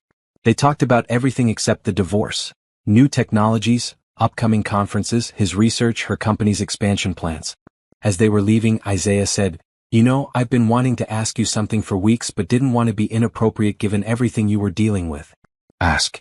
"Would you like to go to the tech conference in Austin next month?" "With me. Not as colleagues. As more than colleagues." Naomi looked at him. At his honest face, his kind eyes, his patient demeanor. He'd been there for months, never expecting anything, never taking advantage of her vulnerability. "I'd like that. But I need to be honest, I'm not ready for anything serious. I don't know when I will be." "That's okay. We can figure it out as we go. No pressure. No expectations. Just possibilities." Possibilities. She liked that word. "Then yes, Austin. As more than colleagues." He smiled and she felt something she hadn't felt in a long time. Hope. Not hope for a relationship, necessarily. Just hope that good men existed. That trust was possible. That she could have a future that wasn't defined by Trevor's betrayal. That night, lying in bed in her quiet house, Naomi thought about the past year. The fire that had started it all. The investigation that had revealed everything. The legal battles that had consumed her life. And now, finally, the beginning of peace. Trevor was in prison. Brittany was in prison. Her money was being restored. Her company was thriving. Her reputation was intact. She'd survived the worst betrayal of her life and come out stronger, wealthier, and wiser. As she drifted off to sleep, she thought about her grandfather. About the car he'd restored with his hands. About the journals he'd kept. About the legacy he'd left her. He'd always told her, The strongest steel is forged in the hottest fire. She'd been through fire. Trevor had lit it, thinking it would destroy her. Instead, it had forged her into something unbreakable. 3 months after the divorce was finalized, Naomi received a call from Bernard Winters. "Naomi, I need you to come to my office. There's something about your grandfather's documents that you need to see." She drove to his law office that afternoon, curious. Bernard had recovered the digital scans of her grandfather's journals months ago, and they'd been instrumental in proving the patent claims. What more could there be? Bernard's office was old school, dark wood, leather chairs, walls lined with legal books. He gestured for her to sit and spread several documents across his desk. "When your grandfather's Mercedes was destroyed, I told you we had digital backups of everything." That was true. But what I didn't realize until recently was the full extent of what those documents contained. He pulled out a thick folder. Inside were pages and pages of technical diagrams, notes, and legal papers. Your grandfather didn't just invent a single technology component. He invented 3 separate technologies, all patented, all currently being used by major tech companies worldwide. The first patent, the one we've been pursuing, is for a processing chip design. That alone is worth about $100 million in lifetime royalties. Naomi's eyes widened. $100 million? That's the conservative estimate. But look at these. He pointed to 2 more sets of documents. The second patent is for a data compression algorithm currently used in cloud storage by half the major tech companies. The third is for a wireless communication protocol used in smartphones. Naomi felt lightheaded. How much are these worth? Combined with the first patent? Somewhere between $400 and $500 million in back royalties, plus ongoing payments. Your grandfather invented these technologies in the 70s and 80s, but he never properly pursued the commercial applications. The patents are still valid for another 8 years. $400 to $500 million. The number was incomprehensible. But the originals burned in the car, Naomi said slowly. Trevor destroyed them. He destroyed the physical documents, but not the patents themselves. The patents were filed with the U.S. Patent Office. They exist in official records. What we have are your grandfather's original notes proving he was the true inventor. These notes establish priority and prove the current patent holders don't have full rights to the technology. Bernard leaned back in his chair. Here's the thing that makes this particularly significant. Several major tech companies have been using these patents without proper licensing. They've been paying minimal fees to patent trolls who claim to own derivative works. But with your grandfather's original documentation, we can prove they need to pay you for the foundational patents. How did this happen? How did these companies get away with using his technology? Because your grandfather was a brilliant inventor but a terrible businessman. He filed the patents, then did nothing with them. Other companies built on his work, filed their own patents for improvements, and the original patents got buried in the system. It's actually not uncommon. And Trevor had no idea? Trevor knew about the first patent, the processing chip. That's why he asked about the journals. But he didn't know about the other 2. He was looking for one big payout, not realizing he was sitting on 3. Naomi thought about the night of the fire. About Trevor standing there, satisfied, thinking he'd destroyed something precious. He'd been trying to hurt her emotionally, maybe destroy evidence that could complicate the divorce. He'd had no idea he was burning documents worth hundreds of millions of dollars. So what happens now? Now we file claims against every company using these technologies. It'll take years to fully litigate, but we'll win. Your grandfather's documentation is airtight. These companies will settle rather than fight. And Trevor? Trevor gets nothing. These patents belong to your grandfather's estate, which passed to you after his death. They're not marital property. Trevor never had any claim to them. Naomi sat back, absorbing the information. Trevor had spent years stealing from her, planning to take half her company, burning her car to hurt her. And in doing so, he destroyed the only physical evidence of a fortune he never knew existed. A fortune that was now entirely, legally, solely hers. The irony was almost poetic. Over the next few months, Bernard and his team filed claims against 17 major tech companies. The legal papers made headlines. Tech giants sued for patent infringement, appeared in every major business publication. Some companies tried to fight. Most settled quickly once they saw the evidence. The settlements started coming in. $50 million from one company, $75 million from another, $120 million from a third. By the time the dust settled, Naomi's personal net worth had increased by $460 million. She was a billionaire. The news coverage was overwhelming. Forbes called her one of the youngest self-made female billionaires in tech. The Wall Street Journal ran a feature on the woman who turned betrayal into billions. Investors lined up to back her company's expansion. Her life changed overnight. Private security, financial advisors, investment bankers, people she'd never met wanting to be her friend. Through it all, Naomi stayed grounded. She upgraded her house but kept it reasonable. A nice penthouse downtown, not a mansion. She invested most of the money conservatively. She increased her charitable giving dramatically. And she started the foundation she'd been dreaming about. The Marcus Brooks Foundation, named after her grandfather, provided grants to young inventors and entrepreneurs from underrepresented backgrounds. Full funding for patent applications. Legal support for protecting intellectual property. Mentorship from successful business leaders. The foundation launched with a $50 million endowment. Applications flooded in immediately. Naomi hired a team to run it but stayed involved personally. She reviewed every major grant application. She met with the recipients. She attended their product launches and celebrated their successes. This was her grandfather's legacy, properly honored. Not a burned car in a driveway, but a living institution that would help hundreds of people create their own success stories. One day, about 6 months after the patent settlements, Naomi received a letter. It was from the prison where Trevor was incarcerated. She almost threw it away unread, but something made her open it. The handwriting was Trevor's, but messier than she remembered. Naomi, I heard about the patents, about the money. I know you probably don't want to hear from me, but I need you to know. I'm sorry. Not about getting caught. About doing it at all. I was jealous. You were always smarter, more successful, more driven. I felt like I was drowning while you soared. I told myself I deserved something for standing in your shadow. But I was wrong. You didn't put me in your shadow. I put myself there by being too weak to build my own light. Burning that car was the stupidest thing I ever did. Not because of the patents, I didn't know about those. But because that car meant something to you and I destroyed it just to hurt you. That's who I had become. Someone who hurt people because I was hurting. I'm not asking for forgiveness. I'm not asking you to respond. I just wanted you to know that I see now what I couldn't see then. You deserved better. You deserved everything good that's happening for you now. I hope you're happy. Trevor. Naomi read the letter twice, then filed it away in a drawer. She didn't respond. Didn't acknowledge it. Didn't tell anyone about it.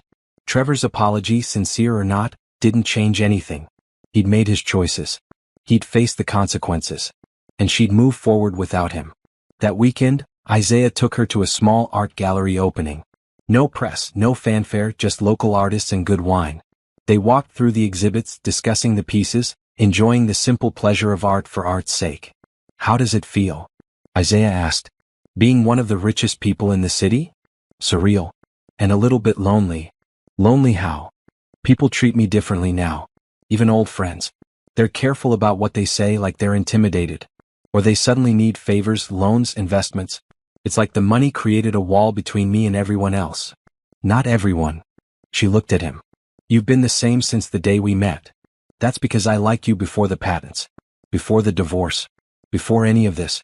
I liked the woman who gave that lecture on scalable systems and made complex algorithms sound like poetry. The money is just money. It's not who you are. Naomi felt tears prick her eyes. Thank you for seeing me. Not just what I have or what I've achieved. Me. Always. They left the gallery and walked through the city streets. It was a cool autumn evening, the kind of night that felt full of possibility. I've been thinking, Naomi said, about what happens next. I spent the last 2 years in survival mode, fighting Trevor, fighting for my company, fighting for justice. But that fight's over. So what do I do now? What do you want to do? I want to build something lasting. Something that matters beyond quarterly reports and profit margins. I want to create opportunities for people who didn't have the advantages I had. I want to honor my grandfather's legacy properly. The foundation. That's part of it. But I want more. I'm thinking about creating an innovation incubator. A physical space where inventors and entrepreneurs can work, with free access to equipment, legal support, mentorship, funding. Everything my grandfather didn't have but should have. Isaiah smiled. That sounds exactly right. They stopped at a bench overlooking the river. The city lights reflected on the water, creating patterns of gold and silver. Can I ask you something? Naomi said. Anything. Why me? You could date anyone. Why stick around through all the mess and drama? Isaiah was quiet for a moment. Because you're real. In a world full of people performing success and happiness, you're actually building them. You face hard things directly. You don't make excuses or play victim. You do the work. He turned to look at her. And because when I'm with you, I'm my best self.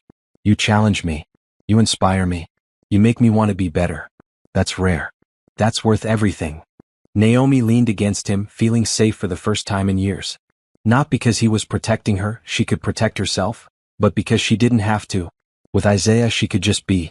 No armor. No performance. Just herself. I'm falling for you, she said quietly. I'm already there.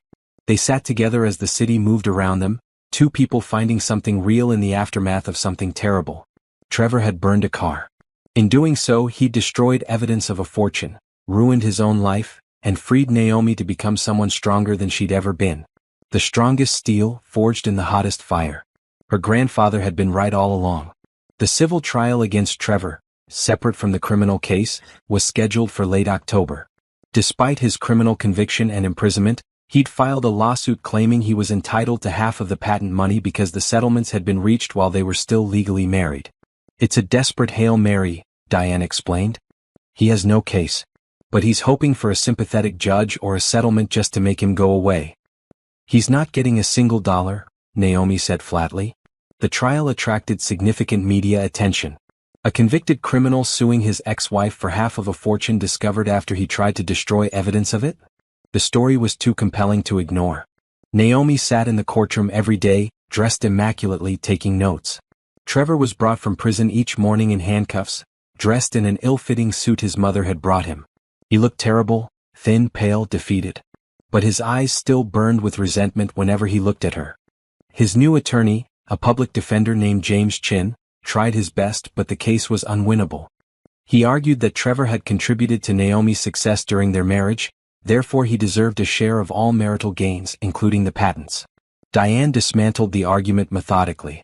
Your Honor, the patents in question were filed by Marcus Brooks decades before Mrs. Brooks married Mr. Brooks.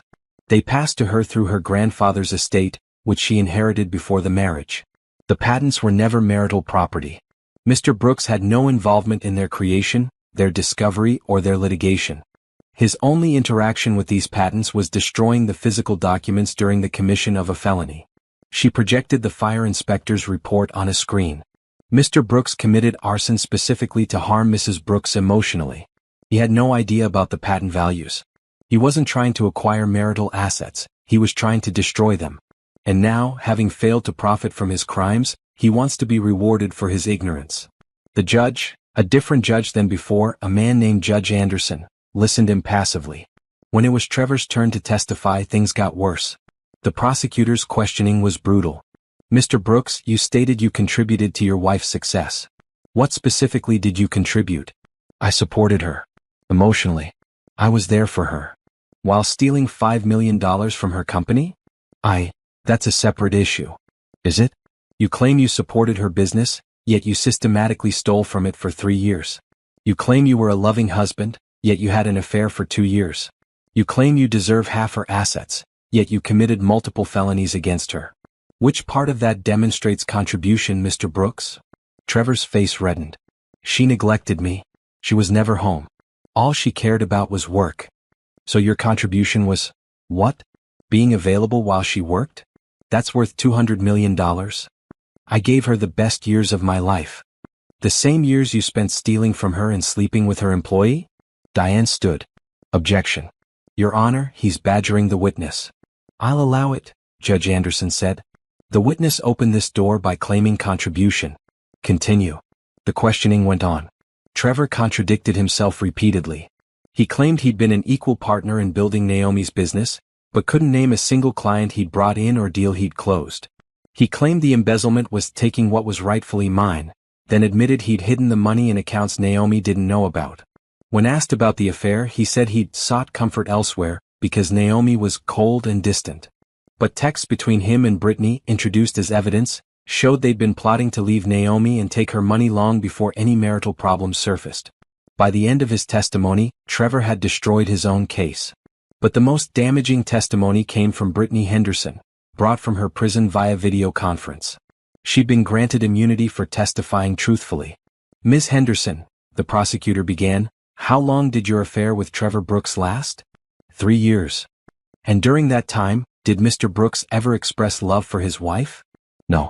He talked about her constantly but never lovingly. He called her controlling. He said she treated him like an employee. He said she flaunted her success to make him feel small. Did he ever say he wanted to work things out with her? Never. From the beginning, it was about how to leave her and take as much money as possible. He talked about community property laws.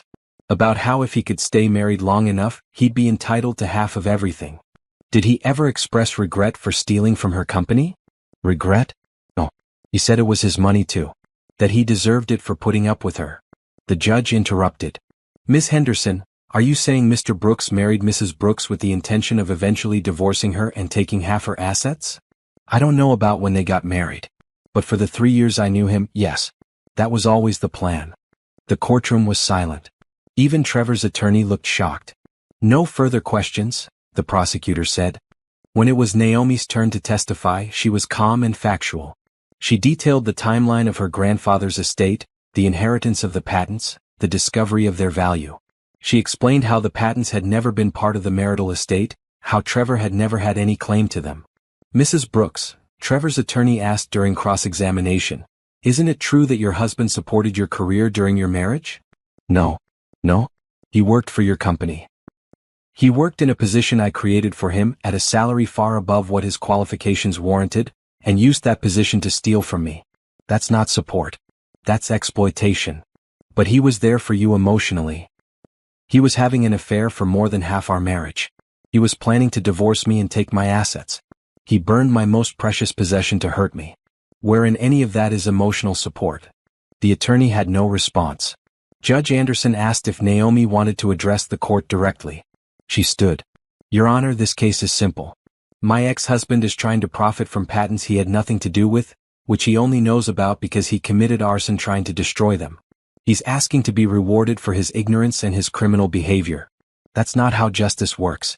These patents are my grandfather's legacy, passed to me legally and completely outside of my marriage. Trevor has no claim to them, moral or legal. The judge nodded. I'll have a decision in 48 hours. 2 days later, Judge Anderson delivered his ruling from the bench. This is one of the most straightforward cases I've seen made unnecessarily complicated by a frivolous lawsuit.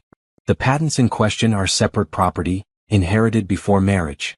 Mr. Brooks had no involvement in their creation, discovery, or commercialization. His only interaction was destroying physical copies during the commission of a felony. He looked at Trevor sternly. Mr. Brooks, you don't get to profit from your crimes. You don't get to claim contribution to a marriage you spent years sabotaging.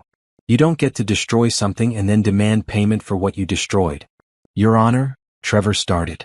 I'm not finished. This lawsuit is dismissed with prejudice, meaning you cannot refile it. Mrs. Brooks is awarded all attorney's fees and costs related to this case. Additionally, I'm recommending to your parole board that this lawsuit be considered evidence of continued manipulative behavior and that your eventual parole be denied. Trevor's face went white. You can't do that. I just did. You had a chance to serve your sentence quietly and maybe rebuild some small portion of your life when you got out. Instead, you chose to harass your victim from prison. Actions have consequences, Mr. Brooks. Court is adjourned. As Trevor was led away, shouting protests, Naomi felt a weight lift from her shoulders. This was truly finally over. No more legal battles. No more Trevor trying to take what wasn't his. Outside the courthouse, reporters crowded around her. Mrs. Brooks, how does it feel to win? It feels like justice. That's all this ever was about, justice. Do you have any message for other women facing similar situations? Yes. Don't be intimidated by legal threats from people who've wronged you. If you have truth on your side, stand firm. Hire good lawyers. Keep records. And don't let anyone make you feel guilty for protecting what's yours. What's next for you? I'm focused on my foundation and my company. I'm building things that matter. That's where my energy goes now, not backward at mistakes I can't change, but forward to possibilities I can create. That night, Naomi hosted a small celebration at her penthouse. Just her closest friends and advisors, Rochelle, Diane, Bernard, Cynthia, and Isaiah. They ordered too much food and drank expensive wine and toasted to victories and new beginnings. To Naomi, Rochelle said, raising her glass. who faced hell and walked out owning it. To justice, Diane added. To family legacies, Bernard said, looking emotional. Your grandfather would be so proud. To the future, Isaiah said, catching Naomi's eye. They clinked glasses and Naomi felt something she hadn't felt in years, complete peace. No pending legal battles. No threats. No fear. Just her life, her choices, her future. Later, as everyone was leaving, Isaiah lingered. Walk you to your balcony? They stood outside looking at the city lights. The November air was cold but clear. Everything felt sharp and real and full of promise. Thank you, Naomi said, for being here through all of this. You didn't sign up for this mess. I signed up for you. The mess came with it, but so did everything good. I'd make the same choice 100 times. She turned to face him. I think I'm ready. Ready for what? To stop calling this casual. To stop protecting myself from getting hurt again. To let someone in completely. Isaiah smiled. I've been ready. I was just waiting for you. He kissed her and Naomi felt something click into place. Not urgency or desperation or neediness. Just rightness. Like finding something she didn't know she'd been searching for. When they pulled apart, he said, I need to tell you something. The university offered me a position in Singapore. 6 months, developing their new computer science program. Naomi's heart sank. When? Starting in January. But here's the thing, I can say no. I can stay. If you need me to stay. You shouldn't turn down opportunities for me. Then come with me. 6 months in Singapore. You can run your company remotely. The foundation is established. Everything's stable. When was the last time you took a break and just lived? Naomi thought about it. About spending the last decade building and fighting and proving herself. About the treadmill of constant work she'd been on since college. I've never taken more than a week off. Then it's time. What do you say? 6 months in a new place, with someone who loves you, with no ex-husbands or legal battles or media attention. Just life. Naomi looked out at the city she'd conquered. At the business empire she'd built. At the foundation carrying her grandfather's name. All of it would be here when she got back. It was stable. Secure. Successful. Maybe it was time to stop running on adrenaline and start actually living. Yes, she said. Let's go to Singapore. Isaiah pulled her close, and they stood together on the balcony, planning a future that had nothing to do with past betrayals and everything to do with present joy. Behind them, through the penthouse windows, the celebration continued. Her friends laughing, her life rebuilt, her success undeniable. Trevor was in prison, his lawsuit dismissed, his future bleak. Brittany was in prison, her career destroyed, her choices haunting her. And Naomi was here. Free. Happy. Love. Victorious. Sometimes the best revenge wasn't revenge at all. It was building a life so good that the people who tried to destroy you became irrelevant to it. Trevor had lit a fire to burn her down. Instead, he'd lit her way forward. 1 year after the trial, Naomi stood in the lobby of a gleaming new building in the tech district. Above the entrance, carved in steel letters, were the words, Brooks Innovation Center, where legacy meets future. The innovation incubator she'd dreamed about was real. 50,000 square feet of workspace, laboratories, conference rooms, and maker spaces. Top-of-the-line equipment. Legal support services. Business mentorship. And best of all, free to anyone accepted into the program. The selection committee had reviewed 3,000 applications for the first cohort. They'd accepted 50 innovators and entrepreneurs. Women and men from underrepresented backgrounds, people with brilliant ideas but no resources to develop them, inventors who just needed a chance. Today was opening day. Naomi walked through the building one last time before the ceremony. She saw young engineers testing prototypes. Software developers coding on donated computers. A woman explaining her sustainable energy invention to a patent attorney. A team of college dropouts building an app that could change healthcare access. This was her grandfather's legacy, properly honored. This was 5 years of her life stolen by Trevor, reclaimed and turned into something meaningful. Rochelle found her on the second floor, watching a group of entrepreneurs in a business planning workshop. It's time. Everyone's waiting. The lobby was packed with press, donors, and the 50 program participants. Isaiah stood in the front row, smiling at her. He'd come back from Singapore 2 months ago, and they'd officially moved in together. Something Naomi had never thought she'd be ready for again. But Isaiah wasn't Trevor. He celebrated her successes instead of resenting them. He built his own career instead of stealing from hers. He loved her at her strongest, not just when she was vulnerable. Naomi stepped to the podium. The crowd quieted. My grandfather, Marcus Brooks, was a brilliant inventor. He created technologies that changed the world, but he never got to see the full impact of his work. He died thinking his inventions were forgotten, his patents worthless, his legacy unclear. She paused, looking around the room at all the young faces full of hope and ambition. 5 years ago, someone tried to destroy evidence of my grandfather's work. They burned a car that contained his journals, his documentation, his life's work in physical form. They thought they were hurting me. They thought they were taking something irreplaceable. But what they actually did was force me to dig deeper. To find backup documentation. To discover patents I didn't know existed. To uncover a legacy worth hundreds of millions of dollars. And in doing so, they gave me the resources to build this. She gestured to the building around them. The Brooks Innovation Center exists because someone tried to destroy my grandfather's legacy and failed.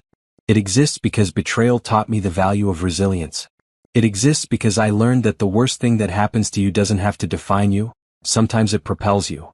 To the 50 innovators we've accepted into this program, your ideas matter. Your dreams matter. You matter. We're here to support you, fund you, connect you with resources, and help you build something lasting. Not because you're charity cases, but because you're exactly what this world needs: fresh perspectives, brilliant minds, and the courage to create something new. Welcome to the Brooks Innovation Center. Let's build the future together. The applause was thunderous. Participants rushed forward to thank her, share their stories, express their gratitude. Naomi hugged strangers and listened to dreams and felt, for the first time in years, completely at peace with her path. That evening, she and Isaiah had dinner at a quiet restaurant overlooking the river. They talked about the opening, about the participants' ideas, about the future of the center. Your grandfather would be proud, Isaiah said. Not just of the center, but of who you've become through all of this. I'm not the same person I was before, Trevor. No. You're stronger. More certain of yourself. Less willing to compromise your values for comfort. Is that a good thing? Sometimes I worry I'm too hard now. Too defensive. Isaiah reached across the table and took her hand. You're not hard. You're boundaried. There's a difference. You know what you will and won't accept. That's not being hard, that's being healthy. Naomi smiled. How did I get so lucky to find you? You didn't find me. We found each other. At the right time, when we were both ready for something real. Do you ever think about what would have happened if I'd met you before, Trevor? Sometimes. But I don't think it would have worked. You weren't ready then. You needed to go through everything you went through to become the woman I fell in love with. It was a sobering thought, but probably true. The Naomi who'd married Trevor had been naive, trusting, and willing to overlook red flags. The Naomi sitting here now knew her worth, trusted her instincts, and wouldn't settle for anything less than genuine partnership. Trevor had tried to break her.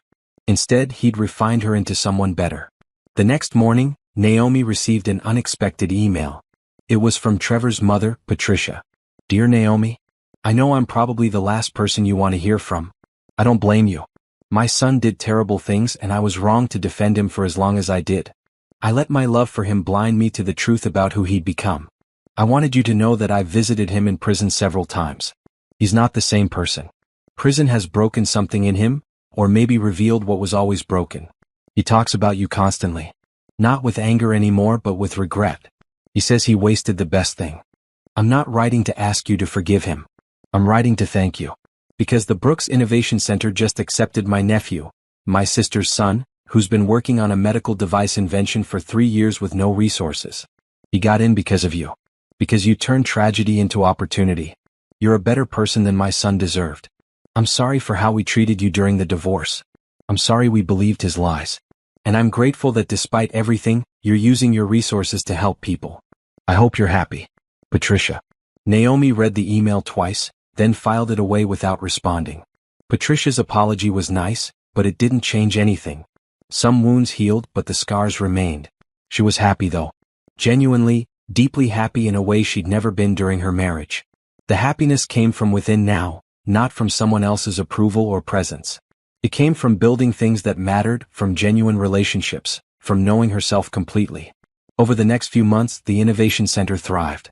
3 participants successfully patented their inventions. 5 secured major funding for their startups. The program became a model that other cities wanted to replicate. Brooks Digital Solutions expanded internationally, opening offices in Singapore and London. Naomi split her time between locations, managing the growth while maintaining her involvement with the foundation and the innovation center. And through it all, Isaiah was there. Not as a shadow or an accessory, but as an equal partner building his own successful career while supporting hers. They traveled together, worked on projects together, built a life together. One evening, exactly 2 years after Trevor's sentencing, Naomi and Isaiah attended a tech industry gala. It was the same event where Naomi had given a keynote speech while dealing with Trevor's smear campaign years ago. This time, she walked in with confidence, wearing a stunning silver gown, Isaiah at her side. The room was full of people who knew her story. Everyone in tech knew about the embezzlement, the patents, the innovation center. But they didn't whisper about the scandal anymore. They talked about her success.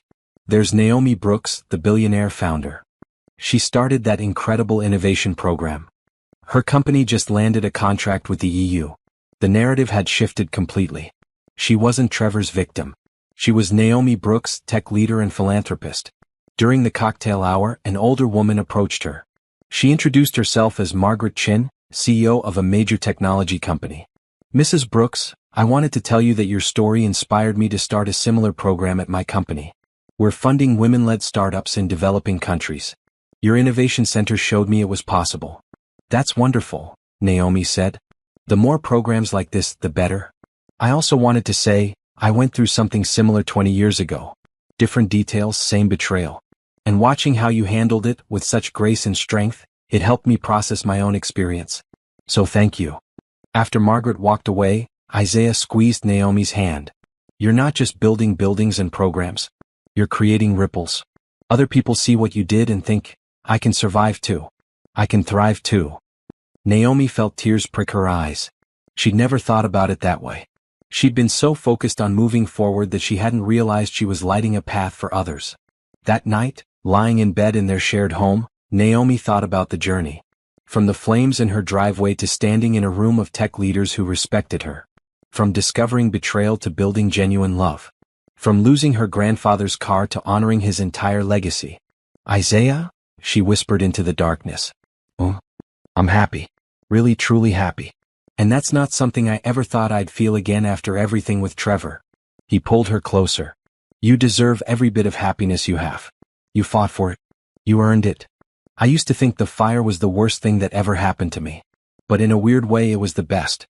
It burned away everything fake in my life. Everything that wasn't serving me. And what was left was real. Like Phoenix from the ashes, Isaiah murmured. Exactly like that. She drifted off to sleep feeling grateful. Not grateful for Trevor's betrayal, that was still terrible, still painful when she let herself think about it. But grateful for what she'd built from the ashes. Trevor was still in prison, serving his sentence. Brittany had been released after serving her time and immediately left the state, trying to rebuild a life somewhere no one knew her story. And Naomi was here. Living in a beautiful home with someone who loved her genuinely. Running a successful international company. Operating a foundation that changed lives. Building programs that inspired others. She'd taken the worst betrayal of her life and turned it into fuel for the best chapter of her life. The car Trevor burned had contained her grandfather's journals. But it turned out her grandfather's real legacy wasn't in those journals. It was in the resilience he'd taught her. The work ethic he'd modeled. The belief that setbacks were just data points on the path to success. The strongest steel is forged in the hottest fire. Her grandfather had said that dozens of times while she was growing up. Now, finally, she understood what he meant. Trevor had lit the fire. But she'd emerged as steel. Unbreakable. Refined. Stronger than ever. 5 years after the fire, Naomi stood in front of a packed auditorium at a major tech conference. The screen behind her displayed the title of her keynote speech, Building Legacy, How Adversity Creates Innovation. She was 40 years old now. The CEO of a company valued at $300 million. The founder of a foundation that had helped launch 200 successful startups. The creator of 5 innovation centers across the country. And the author of a book that had just hit the New York Times bestseller list. The book was called Refined by Fire, a memoir of betrayal, patents, and building something beautiful. It told her story honestly, the marriage, the betrayal, the legal battles, and the rebuilding. But it wasn't a revenge story. It was a story about resilience, about turning pain into purpose. Trevor was mentioned in the book, but not by name. Just as a former spouse who made choices that led to consequences. She'd given him no power, no platform, no martyrdom. He was just a chapter, not the whole story. The real story was what came after. Naomi looked out at the audience, entrepreneurs, innovators, dreamers, and began her speech. 5 years ago, someone burned my car. Inside that car were documents worth hundreds of millions of dollars. The person who lit that fire had no idea what they were destroying. They just wanted to hurt me. They wanted to break me. She paused, letting the audience absorb that. Today I'm a billionaire. I run a global company. I operate a foundation that's changed hundreds of lives. I'm in a relationship with someone who genuinely loves and supports me. And I'm happier than I've ever been. So here's my question. Did that person break me or did they break me open? She advanced to the next slide, showing a photo of the Innovation Center's first graduating class. These are 50 people who had brilliant ideas but no resources. The funding for their program came from patents discovered because someone tried to destroy the evidence of them. Their success exists because someone else's betrayal freed up resources I didn't know I had. Another slide, a graph showing her company's growth over 5 years. This is my company's trajectory. Notice the sharp upward trend starting 5 years ago? That's what happens when you stop carrying dead weight. When you stop making excuses for people who aren't pulling their share. When you stop trying to save a partnership that's actively draining you. She looked directly at the audience. Here's what I learned from having my life burned down. You can't build something new while clinging to what's broken.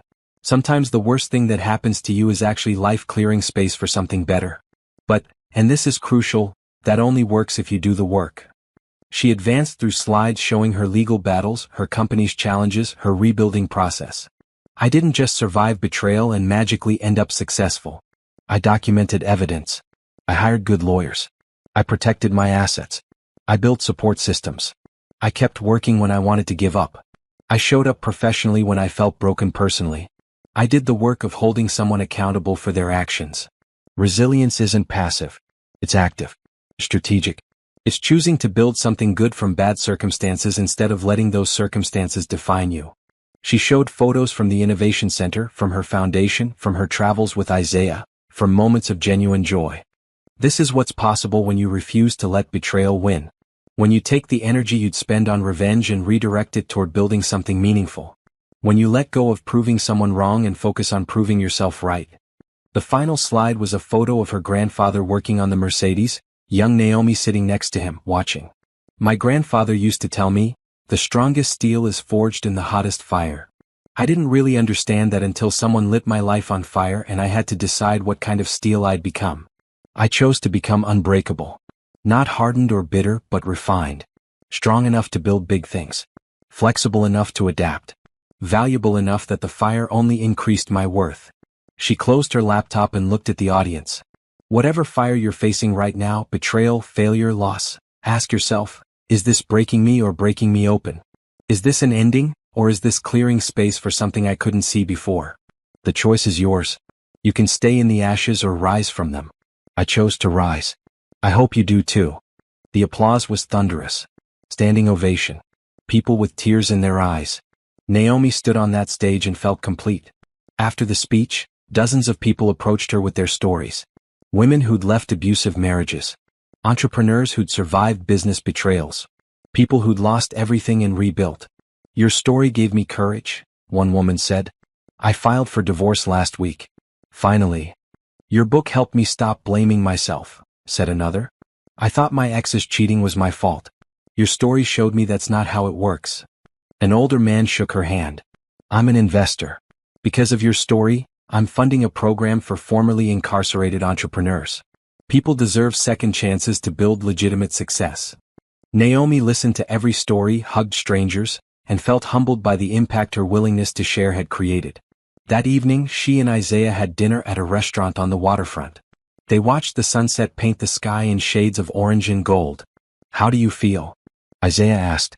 Now that the book is out, the story is public, everything's been said? Lighter. Like I've finally put it all down. For years I was carrying this weight, the betrayal, the anger, the need to prove something. And now, I don't need to prove anything anymore. It's done. I won. Not against Trevor specifically, but against the belief that betrayal defines you. What's next then? You've built the company, started the foundation, written the book. What does Naomi Brooks do when she's accomplished everything on her list? She smiled. Build a new list. There's always more to do, more to create, more to improve. But maybe with less urgency. Maybe with more joy. Speaking of joy, Isaiah said, reaching into his pocket. I have something for you. He pulled out a small box. Naomi's heart skipped. Before you panic, he said with a smile, this isn't a ring. Not yet, anyway. We've only been together 3 years. I'm patient. He opened the box. Inside was a key.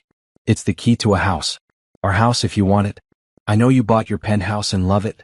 But I found this place outside the city, beautiful property, huge workshop space, room to grow. I was thinking it could be our someday house. A place to build a future when we're ready. Naomi looked at the key, then at Isaiah. 3 years ago, a romantic gesture like this would have terrified her. Would have felt like someone trying to trap her, control her, take something from her. But Isaiah wasn't Trevor. This wasn't a trap. It was an invitation to build something together at her pace when she was ready. Can we go see it? Right now? It's getting dark. Right now. They drove 30 minutes outside the city to a beautiful property on 5 acres. The house was modern but warm, with huge windows and high ceilings.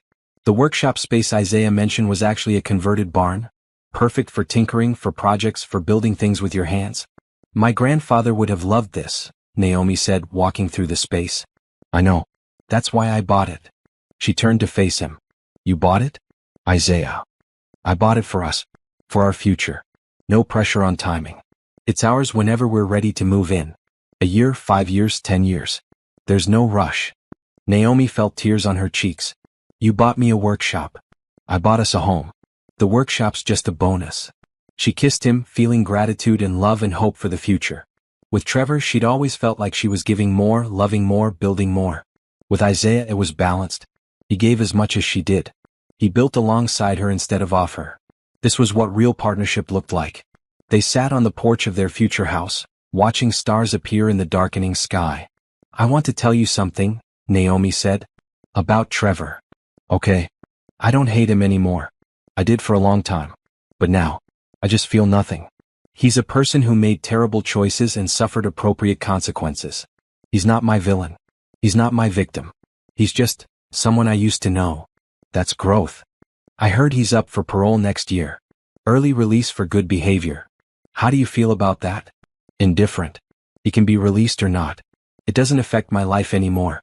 I've built something so far removed from anything involving him that he's just not relevant. That's the ultimate victory, isn't it? Not that he suffered, but that you thrive to the point where his suffering doesn't even register. Exactly. They sat in comfortable silence, two people who'd found each other at the right time in the right way. Naomi thought about the journey. About standing in her driveway 5 years ago, watching her grandfather's car burn, feeling her life fall apart. About discovering the betrayal, the theft, the lies. About fighting through legal battles and smear campaigns and threats. And about what came after. The patents. The foundation. The innovation center. The book. The genuine love she'd found with Isaiah. The peace she'd built from chaos. Trevor had tried to destroy her most precious possession and ended up freeing her to discover she was more valuable than any possession. He tried to break her and ended up revealing just how unbreakable she was. If she could go back and prevent the fire, would she? The old Naomi would have said yes without hesitation. The car, the marriage, the comfort of not knowing about Trevor's betrayal, all of it seemed preferable to the pain she'd endured. But the new Naomi? She wasn't sure. Because preventing the fire meant preventing everything that came after. It meant staying in a broken marriage with a man who was stealing from her. It meant never discovering the patents. Never starting the foundation. Never meeting Isaiah. Never becoming this version of herself. Penny for your thoughts, Isaiah said. I'm thinking about time machines. And whether I'd use one if I could. And I think I'd leave the past alone. Even the painful parts. Because they led to this. She gestured at the house, at him, at the future spreading out before them like an open road. This is pretty good, Isaiah agreed. This is everything. 6 months later, on the anniversary of the fire, Naomi hosted a celebration. Not a somber remembrance, but an actual celebration of how far she'd come. The Brooks Innovation Center's second cohort was graduating. 50 more entrepreneurs ready to launch their dreams into the world. The foundation had just announced a new partnership with 3 universities to fund research programs. Her company had been named one of the best places to work in tech. And she and Isaiah were moving into their house. At the celebration, Rochelle gave a toast. 5 years ago we stood in a parking lot watching evidence burn. Today we're standing in a building that houses hope. That's not luck. That's Naomi. Bernard Winters spoke next. Your grandfather would be immensely proud. Not just of your success but of your character. You honored his legacy by living his values. Then Isaiah stood.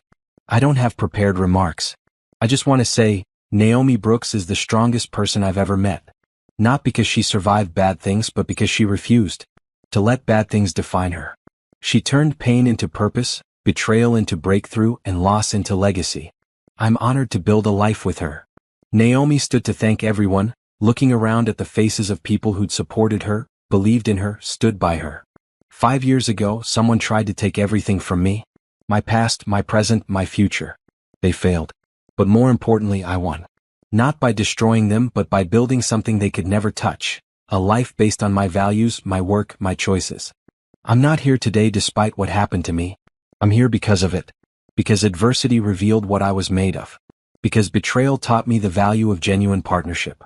Because loss showed me what really matters. She raised her glass. To everyone here who's faced their own fire and chose to rise. To second chapters and new beginnings. To building something beautiful from broken pieces. To legacy, to love, and to never letting anyone dim your light. They drank, they celebrated, they looked forward instead of back. Later, after everyone left, Naomi walked through the Innovation Center alone. She thought about her grandfather working in his garage, building the Mercedes that would eventually burn. She thought about young Naomi sitting next to him, learning about resilience and innovation. I did it, Grandpa, she whispered to the empty room. I took everything you taught me and built something lasting. Your legacy isn't just in patents and money. It's in every person who walks through these doors and finds their opportunity. She felt peace wash over her. Complete, total peace. The next morning, Naomi woke up in her new house with Isaiah beside her. Sunlight streamed through the windows. Birds sang outside. The workshop waited for projects. The rooms waited to be filled with life. The future waited to be built. She thought about Trevor in prison, probably waking up to the sounds of cell doors and corrections officers. She thought about Brittany, living somewhere under a different name, trying to escape her past. She thought about all the energy she could spend thinking about them, feeling angry, wanting revenge. Then she let those thoughts go. They had no power here. They had no place in her life. Instead, she thought about the day ahead. A meeting with investors about expanding to Asia. A lunch with 3 of her Innovation Center graduates who were launching a startup. Dinner with Isaiah and planning their first real vacation together. 2 weeks in New Zealand with no work, no obligations, just living. She thought about her book helping people she'd never meet. About her foundation changing lives she'd never see. About ripples of good spreading out from the worst moment of her life. Trevor had burned her car 5 years ago. In doing so, he'd burned down his own life, freed her from a toxic marriage, and inadvertently funded the creation of something that would outlast them both. The irony was poetic. The justice was perfect. And Naomi? She was happy. Genuinely, deeply, permanently happy. Not because revenge had been served, though justice had been important. Not because she'd gotten rich, though the money enabled good work. But because she'd discovered who she really was when everything was stripped away. And she'd chosen to become someone worth being. The strongest steel, forged in the hottest fire. Her grandfather had been right all along. As Naomi got up to start her day, she looked back at the bed where Isaiah still slept peacefully. She looked around at their new home, at the life they were building together, at the possibilities stretching endlessly forward. Trevor had tried to burn her past. Instead, he'd illuminated her future. And that future was brighter than anything he could have ever imagined.